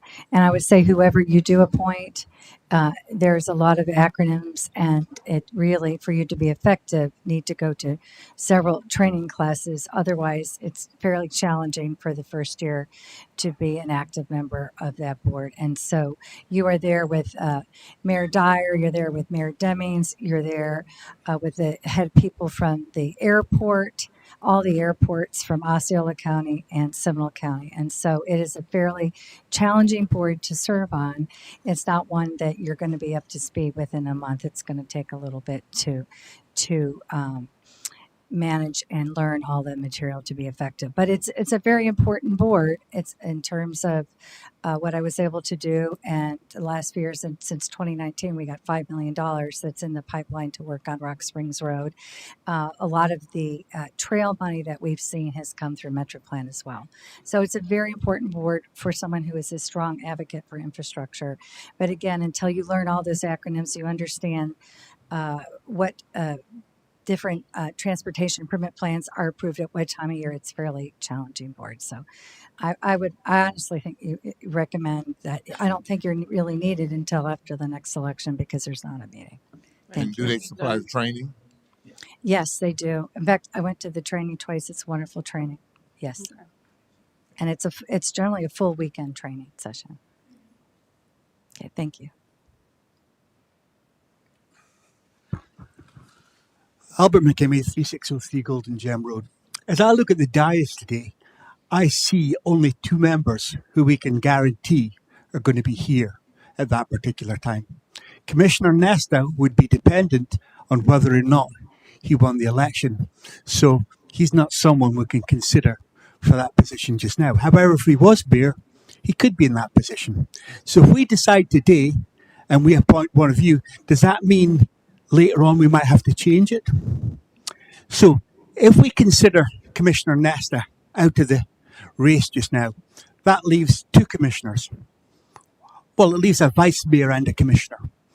Well, maybe it leaves just a vice mayor because at the end of the day, there's currently legal litigation going on for one particular commissioner.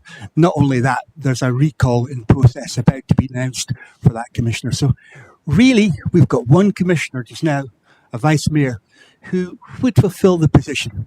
So my suggestion is, rather than disenfranchise all of the members who will be on board on the commission, let's just table it.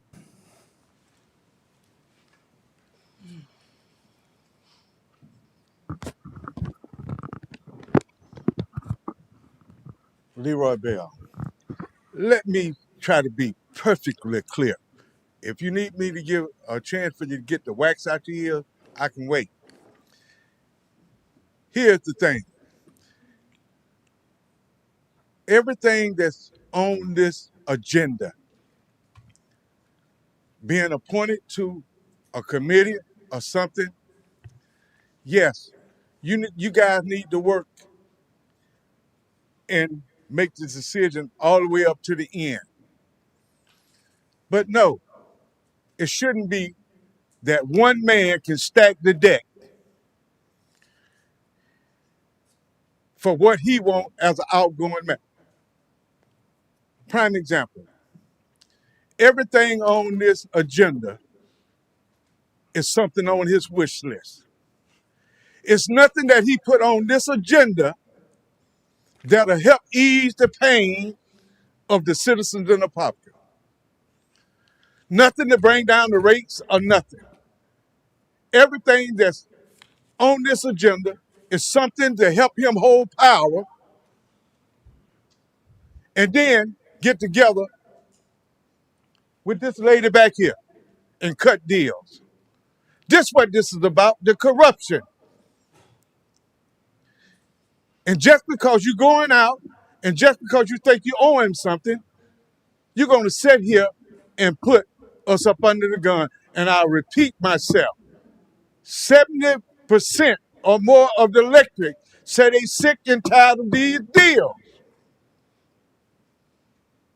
And you act like you don't care. Anybody else?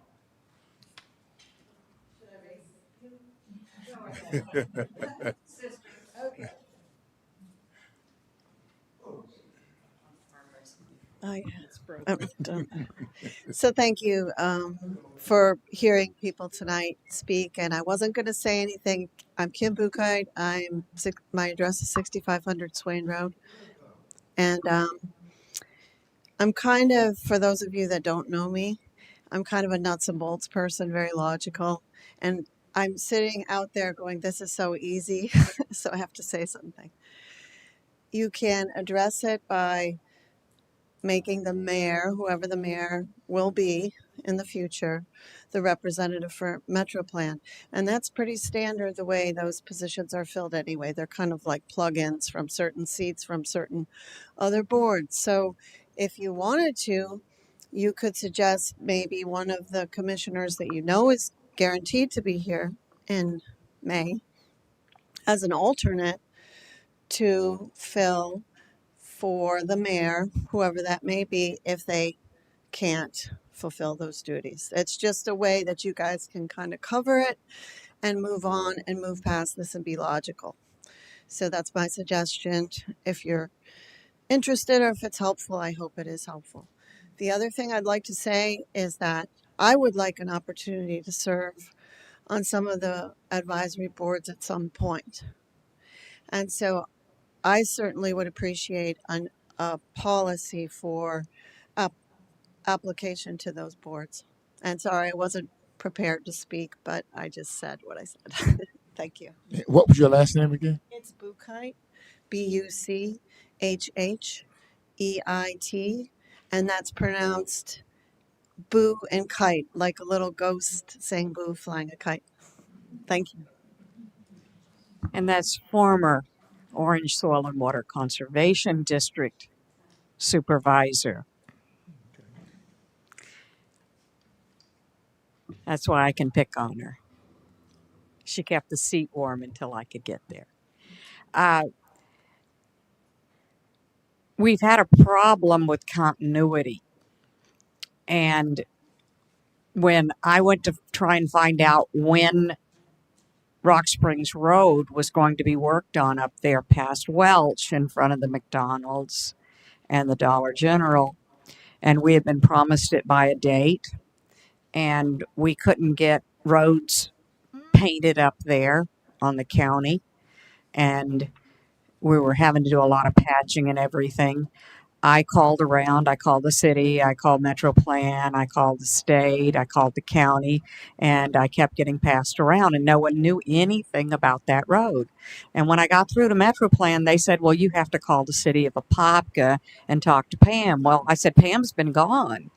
And then I called parts of the department, and they said, well, we don't know anything about it, we're new. And couldn't get any records. No one knew what the status of anything. And Metro Plan said Apopka was running it.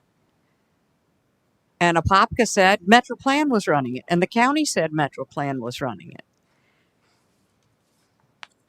And there was no continuity because too many fingers were in the pie. And if we don't have anybody that's going to focus and concentrate on Apopka there, that's going to pay attention and attend, and then somebody backing them up that knows exactly what's going on, and then a department person that's going to get all the records and maybe attend if they're allowed to follow through on everything, then we're not going to have anything accomplished. And then make sure that everything is followed up on. If a citizen can't find out what's going on and Metro Plan themselves don't know the status of their job and when it's going to happen and who's handling it, we've got an issue. And then that's what our representative should be following up on. And I agree with my predecessor that we should have a plan in place First, we should have like I said earlier, a plan of how things are to be done on an ongoing basis. And then we should have a plan in place for succession and a mayor, vice mayor arrangement, maybe, because they should be the two that know what's going on. Thank you. Anybody else? Public? Okay. We'll close the public hearing. Look for a motion. Anybody? Commissioner Smith, I cut you off. Yes, I was going to move that we appoint Commissioner Nolly Anderson to the Metro Plan Board. We got a motion by Commissioner Smith,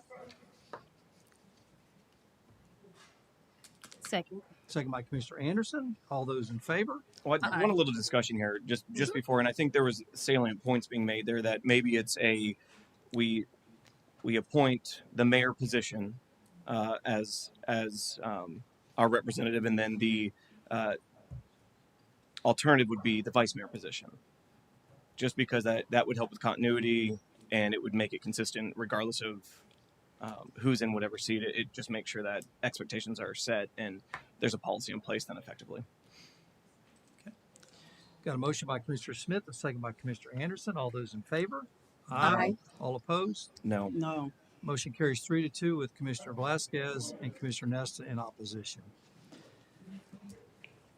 Next up, Planned Mountain Bike Park for Bill Airsmith, which is, I guess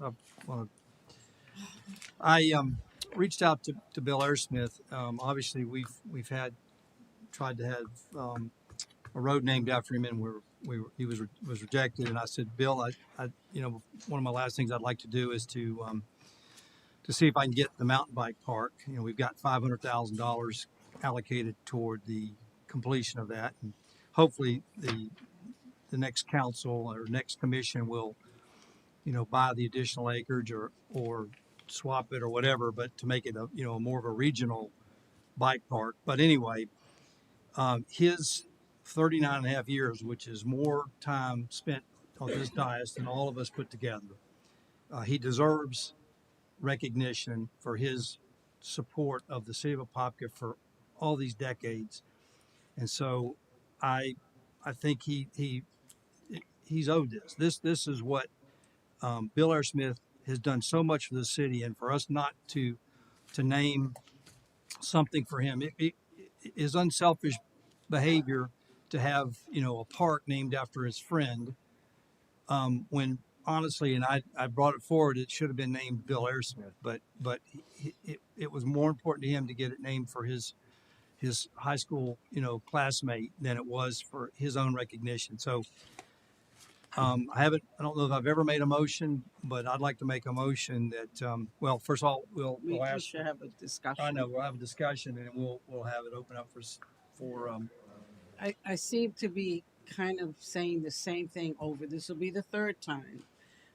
When Mr. Bill Arrowsmith came for the park, initially I mentioned it at that meeting that initially he had approached to have a street named, and time had passed, and then the park was coming up, and I had suggested the park, but then when I asked, do we have a policy on naming streets, parks, buildings, amphitheaters, I learned we did not have a policy. We do have something about streets, but that's it.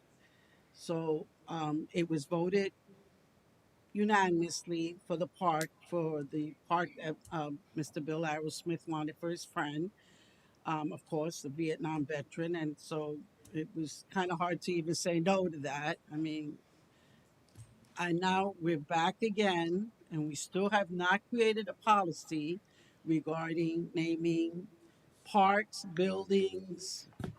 We just don't have anything in place. And I just feel at this time, again, it it really disenfranchises the our residents. They don't have a say. I think we should have a policy first on how and why we name buildings and parks, and have something in place that we can referred to, have an advisory committee, which would mean someone from the staff, from the recreation, um, and some members who want to be part of it.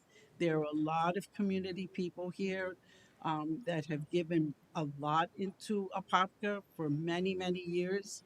And I just feel like we need a policy. So this has been my all night. This is what I've been asking for. And obviously that's not important, but maybe when it comes to the commissioner's report, that we absolutely is something I've been asking for before the interim CAO I've asked.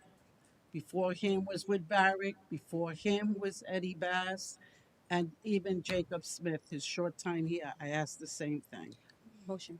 Make a motion for it. Okay, any So, other discussion? so you know what? I will make a motion that Wait. bring a policy. No, we bring a policy so that we don't constantly have to make these big decisions here on the dais. I'm not taking anything away from Mr. Bill Arrowsmith. I understand that he has given 39 and a half years to the city, but there are a lot of other community people who have given a lot to our city, and we're not even considering them. And naming a park, naming a street, naming an amphitheater, whatever it is, it's forever. And so that's a big responsibility for our commission. Okay, anybody from the public or any other And I'm just going to say, Yeah. I think it was the first year that I was on the dais. I asked for a street to be named after Commissioner Aerosmith and Commissioner Dean. And we ultimately named the community center after Commissioner Dean after some conversation with him. And I understand now that you've had a conversation with Commissioner Aerosmith in reference to the park as opposed to the street. And we may not have a policy in place, but we still have a procedure in place. And so I would suggest that we follow the procedure at this time until such time a policy is put in place. And so I'm in favor of. But we don't have a procedure. Do Yeah, we we do. have a We can do it. procedure? You have a common practice. It's at the commission. Yes, the commission. We level. vote. That's the procedure right That's the procedure. All right. You Anybody have- else from the dais? If not, Okay. public comment. Okay. You have time before the 28th to put a procedure in place. You have time. And I will tell you, I've gone through this with other cities in the years, my 6 decades of being alive. And I've seen it done 4 decades ago in another community where they looked at, and don't smile at me, Commissioner, you're too young, wet behind the ears still. Is that one thing they said, and nothing against Commissioner Aerosmith. I've known him and had lunch with him through Rotary and through Sertoma twice a week for years. Is that many of them, and I think if each one of them that I had gone through had a policy of not naming after live people. And in the case of the man who the other park was named after, he was not a veteran. He was a killed in action. He did not come home to be a veteran. He did not leave the service alive. And he is dead at this time. And yes, Mr. Nelson, that is the difference between a veteran and someone who comes home deceased. A veteran is someone who retired from the service. And so setting up a policy and not hurting people that are alive and having them listen through the discourse of being ridiculed and humiliated by people and getting in the press is one of the reasons that these counties and cities that I've lived in and universities have set this policy up. Is they set it up so that once the person is deceased, that they could then name it after them. And sometimes they arrange it in advance with them. Which building would you like when you become an emeritus or when you have passed away? Which building would you like named after you, or which street would you like named after you? So just take it into consideration that Mr. Aerosmith would not have to be listening to all this if That was part of the policy. And you do have time until the 28th to make the policy. So maybe the motion needs to be, I did. let's make a policy. I did make a motion to have a policy. Hang on, we're still public comment. Okay. So there is a motion on the table. I just want to remind everyone. Well, you can go, Mr. Bell. I have no problem with you naming anything after Bill Aerosmith. None whatsoever. He is a veteran just like I am. He gave a blank check to this country just like Ed did. I have no problem with that. The problem I have is as plain as the nose on your face. Just a few minutes ago, when it was up to the Metro Planning Board, didn't nobody know up there that it was an appointed position that anybody could sit on it. But the mayor knew it. But he hogged that up for himself. The things that he wants, he can skirt the law and get it done. When this came up the last time Bill Aerosmith was here, yes, you did ask. And it was said that it would come back with a policy on this particular subject. And then you would debate it, and whatever the policy was, that would happen going forward. To Phil's point, you got time on the 28th. You come up with a policy and stuff and follow the policy and stop following the will of someone that he just wants stuff for himself, his self-gratification. It's nothing that we have discussed on this diocese, nothing to pertain to helping the citizens. They're the ones that hurting.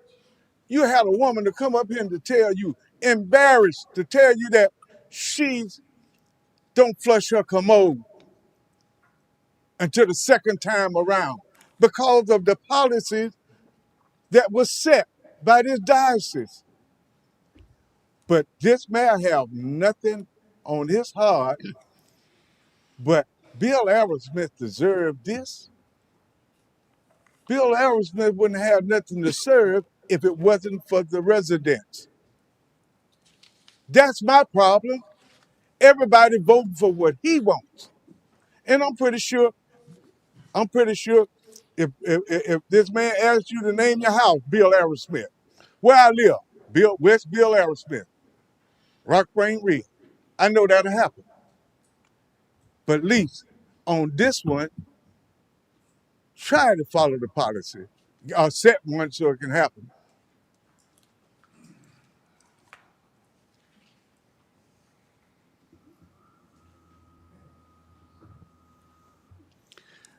Albert McKimmy, 3603 Golden Gem Road. We continuously hear about problem setting policies. Commissioners, do you know why that is? It's because you don't set the agenda. Mayor Nelson sets the agenda. Mayor Nelson decides when policies will come into the public arena and when you will get the opportunity to vote on those. As Leroy already said, the deck's always stacked. It's never in our favour, it's never in your favour. Unfortunately, we have a bigger problem than that. We have a young man who died through the negligence of the city. Vicarious liability. The city never accepted his death. The city never gave his parents any closure. And here you are tonight. And Mr. Smith said, oh yes, we're going to do something about that. Oh, we're going to get a road fixed. Commissioner Smith, how far have you got with that? You haven't got anywhere, have you? There's nothing for you to report to me tonight. But yet you want to jump in bed with the man next to you. Shame on you. Shame on you. Anybody else?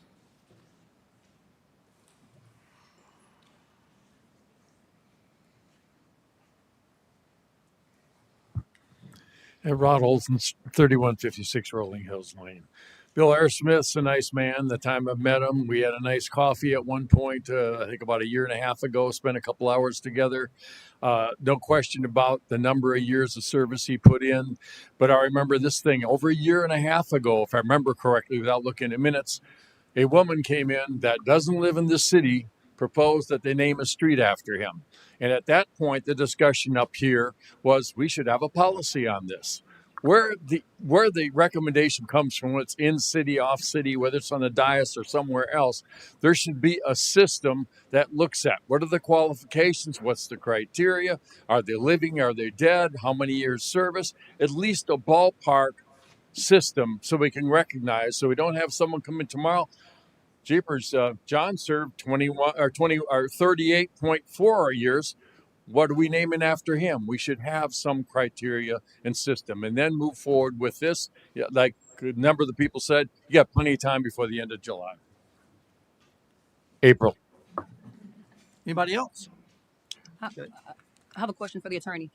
So if we, let's just say she has a motion on the table. If we approve that motion, when does that take effect? Well, yeah, I want to hear her repeat the motion, but the policy would have to be prepared. And how soon it would be prepared depends on when you want it brought back. Who's your motion? So, a policy for naming a street, a park. At one time, we had a draft policy for We have naming it for things. street, but then that would a new policy would include the street. Yeah, but it does. But it would be a policy to include a park, a building, all city property, even an amphitheater, all city property. Right. Again, what I think, and again, I'm going from memory here, but I think there was a policy about naming rights for certain things. I can't remember the details. Yes. But I do know that we had one, and if all you want to do is amend it to add some of these other things to it, right? Depending on whether it was adopted as a resolution or an ordinance, because that matters. If it's an ordinance, it takes 2 meetings because you have to amend the ordinance or bring a new ordinance, and either way, it's 2 meetings. If it's a resolution, it's the next meeting. Okay.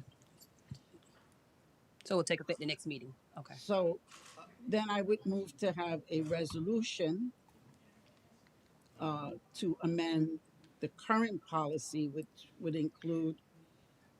As long as the current policy is also a resolution, that's no problem. If the current policy is an ordinance, I can't amend it in one meeting. Okay. So is it an ordinance? Bradley, is it an ordinance or is it a resolution? I believe it was a resolution, but I'd have to go back and check that.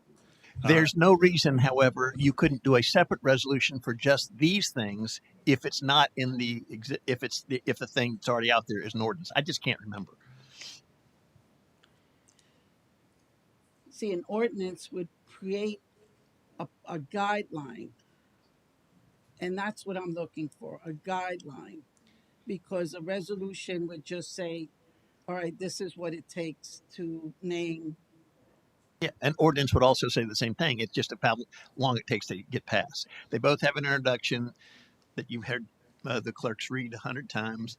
They all have whereas clauses saying the reasons for it, and then they have the operative language. So they would look essentially the same. But one's called a resolution, one's called an ordinance, and resolution is not going to go in Municode, but it will be the records of the city, and it is the law of the city unless it's changed. It can be changed at any meeting, one meeting. Ordinance, same issue, except has to have additional notice. The second reading has to have a public hearing, although we have public hearings essentially on everything. But when I say public hearing in this context, I mean advertised a certain way. And then it comes before the board on the second hearing, and if it's adopted, it's now not only an ordinance adopted, it gets sent to Municode, and so you can look it up online.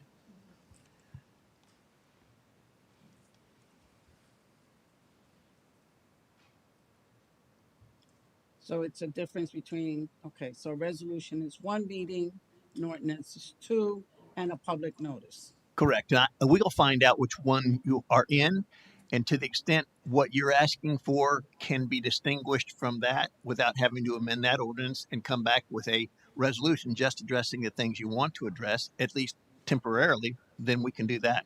If it is in an ordinance though, and it's already covered in some way where it needs to be changed or whatever, the first thing I would do, subject to See, so I Mr. need Williams. to know, do we have it as an Right. ordinance I or would do I we would have it provide it as a to all of you resolution? so you can see what's out there currently and Right. then go from there.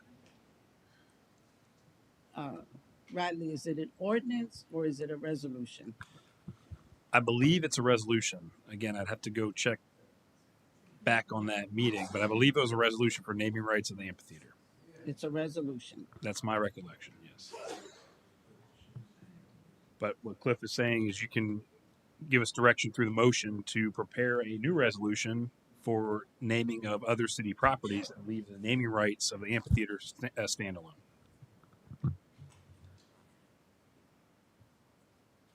Okay.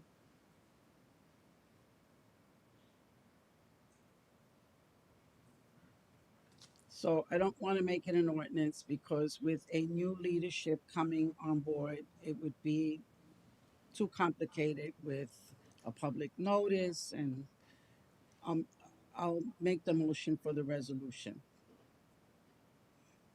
to include. So, city attorney, help me kind of address how. A resolution to create a policy for naming rights for city parks, streets, and other city Well, I think streets we've properties. already got. I think you'd leave streets out. Yeah. There may be whatever's not already covered in the code. Okay. So, so among other things, mountain bike parks. Okay. So that's that's my motion to make that resolution. And then it would come before, what's the next meeting? April 1st. So this doesn't affect, because just to be clear, I just think what you understand, this doesn't affect this business item number 6. This is just additional motion that you're making, because this doesn't take effect until after we vote on it, until after it comes forth to vote on it. Then I would table this until the next. So you make you Yes. amend your motion to table it? To table this, and then we put the policy in place. We got too many motions It's too going. many I need a motions. motion and a second. I need some motion and a second, and then we can keep track, and then we can go to the second. Okay. Whichever motion, I don't care, but we're mixing things up now. Okay. Well, I'm going to stay with the motion to create a policy because it's something that obviously through this whole meeting, it's been an issue. Yes. I second it. Yep. Got a motion and a second. All those in favor? Aye. All opposed? Motion carries unanimously. Now back to the motion on Bill Ayersmith. I will motion to table this until we have a policy in place. Got a motion by Commissioner Nesta to table it. Second. Second by Commissioner Velasquez. All those in favor? Aye. All opposed? Aye. So What 4 is to it? 1. 4 to 1. Aye. It's 3-2. 3-2. Okay. 3-2 to table this. And so, Commissioner Vasquez, so we're going to have this resolution at the next meeting. Is that correct? Correct. That's our intention. Okay. That's an intention. Yes. Okay. Next up, Resolution 2026-09, Public Water Supply. Is that Cliff or is that Radley?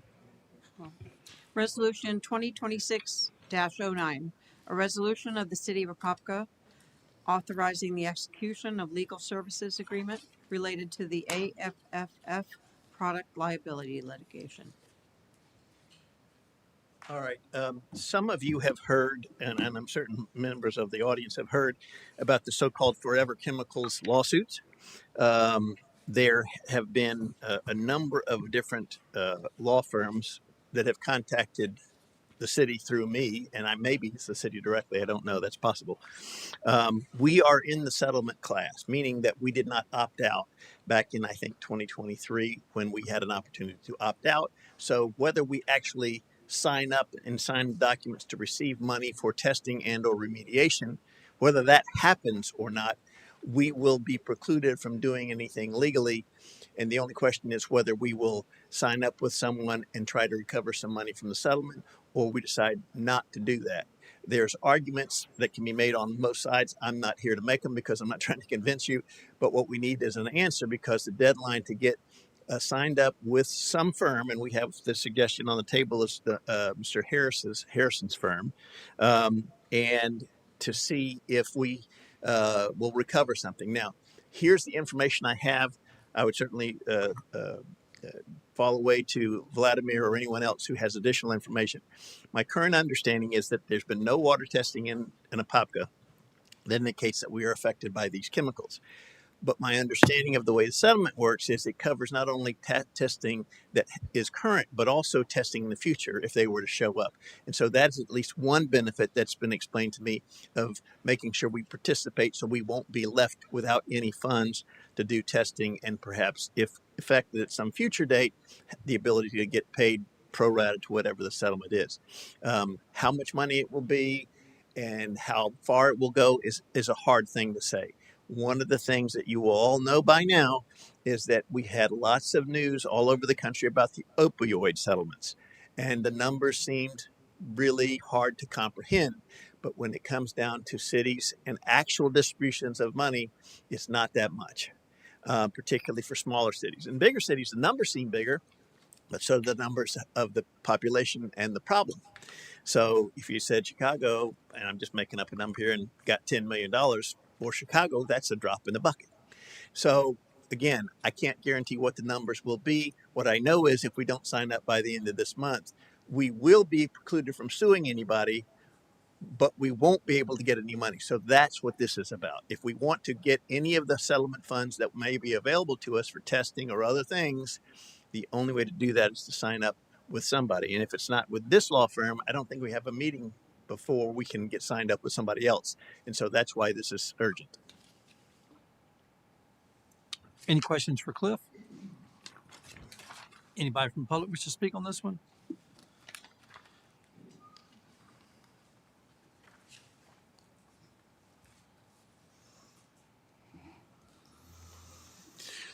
Just a question with respect to what the city's policy is actually on currently on water testing. I mean, I'm led to believe that the city have refused to do water testing on certain lakes. Not that that would have anything to do with the settlement, but again, if we're going to start looking at policies, should we have policies on water testing? How often? Where? When? Because I can tell you the city lie. On the 17th of April, the city told the public that there had been no complaints and there was no danger to the water from the egress of water at Golden Gem Road. The fact is, I made a complaint, but your public works director and Deodat Saran denied that that was ever made. And when they did do the test was done on the 25th of May. But the egress of water occurred on Golden Gem Road on January the 24th, some 4 months in advance. Why would you test for contamination of water in somebody's well 4 months after the fact? Commissioner Smith asked Devo Saran at the time if there was any possibility. And Devo said, not that I'm aware of, if there had been, would have known by now. Well, we still don't know because the water testing's a joke.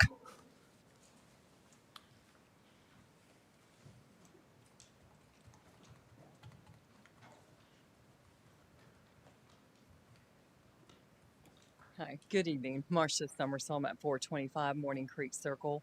And I don't know if this could be directed to the attorney, but the question I have is particular to individuals that have well water, whether or not the lawsuit would preclude them to be involved in any individualized suits if they had their water changed recently to a city system. If there is contamination that occurred prior to the change, that they would be somebody who would still be allowed to move forward with any individualized suits. In addition, whether or not the parties involved are exhausted. If we find that there is a particular provider that is significantly responsible and that provider is not listed in this current class action, whether or not the city would be able to move forward with the case specific to that individualized provider. On the last question first, just because it's on my mind, this is going to be very similar to what we've seen in the past with the asbestos cases.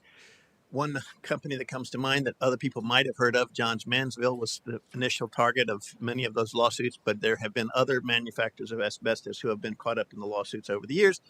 And the same with the opioid settlement. Some of you will know that not only have the big companies that you've heard about, the Sackler family and their companies, as well as pharmacies, Walgreens and CVS and so forth. I'm not trying to slander anybody because I may have gotten the wrong names, but the point is there are multiple manufacturers of opioids who've all been caught up in the lawsuit too. To answer the question of whether or not, if there are people who we find out about late, can they have separate lawsuits and will they? The answer is absolutely they will. And I think there's actually some evidence of that already having occurred. It's happened, like I said, the same way it happened with asbestos and the same way it has happened with opioids. In terms of whether individual rights have been caught up in this waiver, our city cannot waive individuals' participation by participating in the settlement. However, it may be, and this is something I cannot answer, that the individuals might have had the same deadline as this city to either opt out or be included. So what you would need to determine as an individual that may have a claim is whether or not the deadline impacts individuals. I'm only aware of the deadline that impacts the cities that we represent, which is why I'm here. I do know or do believe that Mr. Harrison's law firm could probably answer that question with a quick phone call or maybe an email. But as for me tonight, I can't answer it. I suspect that if there is a deadline for individuals, it was probably the same one, but I do not know that. Okay. Any other questions?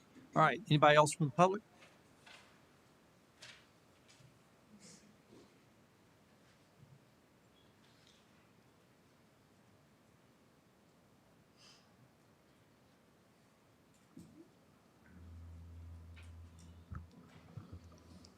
PFAs are very dangerous and cryptic products. And when we look at like the cigarette lawsuit back decades ago, have we participated in and contributed, the city, has the city participated and contributed to PFA contributions? The same thing with DDT. Had the city contributed and then gained rewards from DDT poisoning? We still know that the DDT poisoning on Lake Apopka, the rewards that came back from to the farmers, that a lot of money was given to the city of Apopka to go to the South Apopka people. And where did that money go?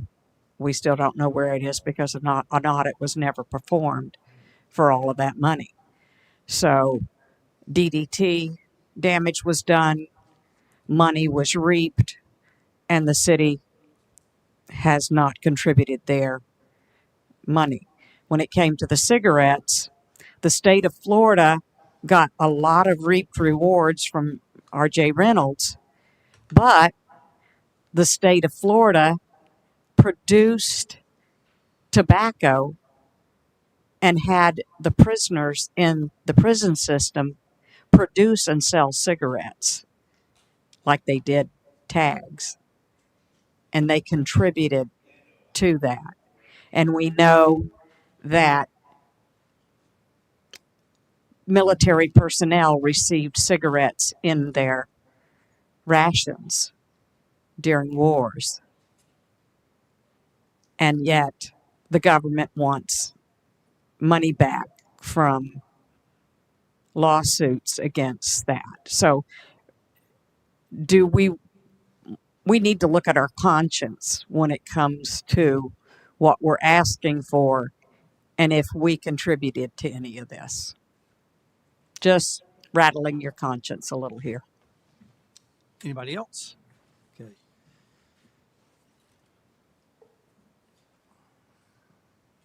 Good evening, Christine Moore.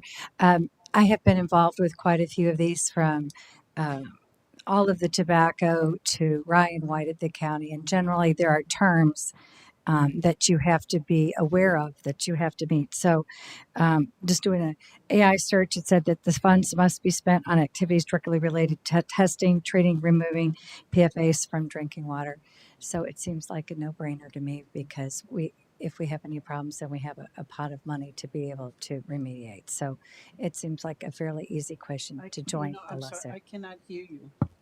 Okay. I didn't hear anything you just said. All right, I'll start over. I said I've been quite involved at the county level, from Ryan White to tobacco, when we receive money back that they are used for programs to remediate whatever that problem was. In this case, it's these big chemical companies that have put these chemicals in the water. And so doing a quick AI search sitting in my seat, it says that the money would have to be spent on activities directly related to testing, treating, and removing PFAS from drinking water.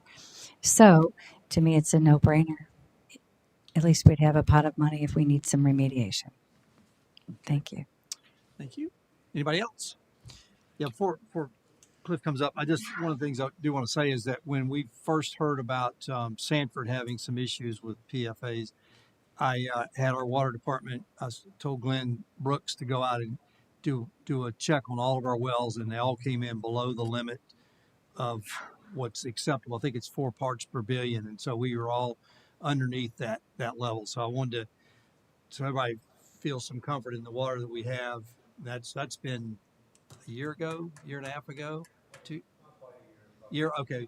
But anyway, so I immediately proactively went out and got our wells tested, because your normal tests that you do are not in the parts per billion; they're only in parts per million. So it's a different type of a test. But anyway, with that, looking for a motion to approve resolution 2026-09, public water supplier Forever Chemicals National Class Action Settlement Legal Services. So moved. Got a motion by Commissioner Smith, Second. second by Commissioner Anderson. All those in favor? Aye. All opposed? Motion carries unanimously. City Council reports. Commissioner Velasquez, why don't you get us started? I don't have anything to report. Okay. Commissioner Anderson. Give me a minute. Can you come back to me? Okay. Commissioner Smith. I'd just like to say that I have been in conversation with our city manager in reference to the naming of the street for Austin Durant, and that process is in place and it's going to be taken care of. There's a procedure, a policy already in place, and so we're following that procedure, and so you will see the results soon. That's all I have. Okay.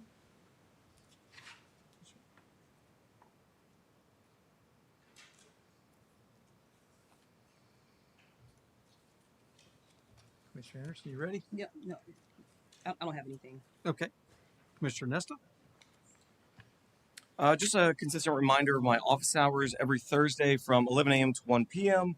Here at City Hall. It's for anybody to come discuss anything they would like to about the city and how to make it better. It's been very, very well received, and had great conversation with residents that come in to discuss any issues they have with the city. If you're not comfortable meeting at the city, I'm happy to meet you anywhere else that you are comfortable with. Thank you. Okay. Bradley. Nothing, Mayor. Okay. Oh, I'm sorry. It just came to me. I'm Okay. sorry. Okay, sorry. So I've moved to direct staff to prepare a formal resolution for council approval establishing the city's appointments to the Metro Plan Orlando Board and the Apopka Planning Commission. So that's the motion. So Why don't that by we- the next council meeting. Okay, we'll bring it back to the next council meeting. Okay. Yes, for them Okay, to we'll prepare. bring it back. Mhm. Okay. But it needs All to be. I'm on it. Well, we'll have it on the next council meeting. Resolution the for the resolution. Metro Plan Mhm. Board selection. Yes. Mhm. Okay. For resolution. Okay. So now I got two resolutions to draft. Yes. All right. Got Yes.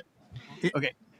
Just briefly, I'm sure that people are aware, but just in case they're not, the legislative session ended with no property tax bill getting through.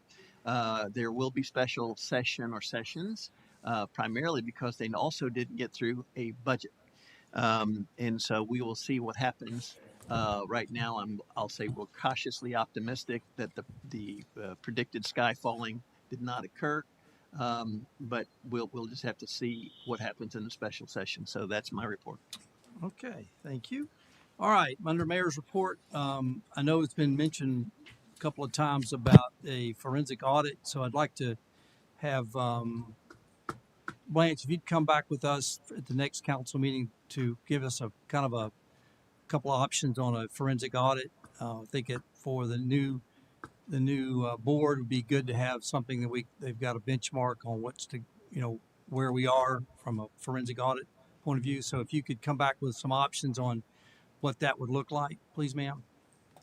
And then last but not least, we got March 21st. So this Saturday, we've got Dee and the Nashville All-Stars out at the amphitheater from 5 until 7 on Saturday. Come on out and be a part of it. Thank you.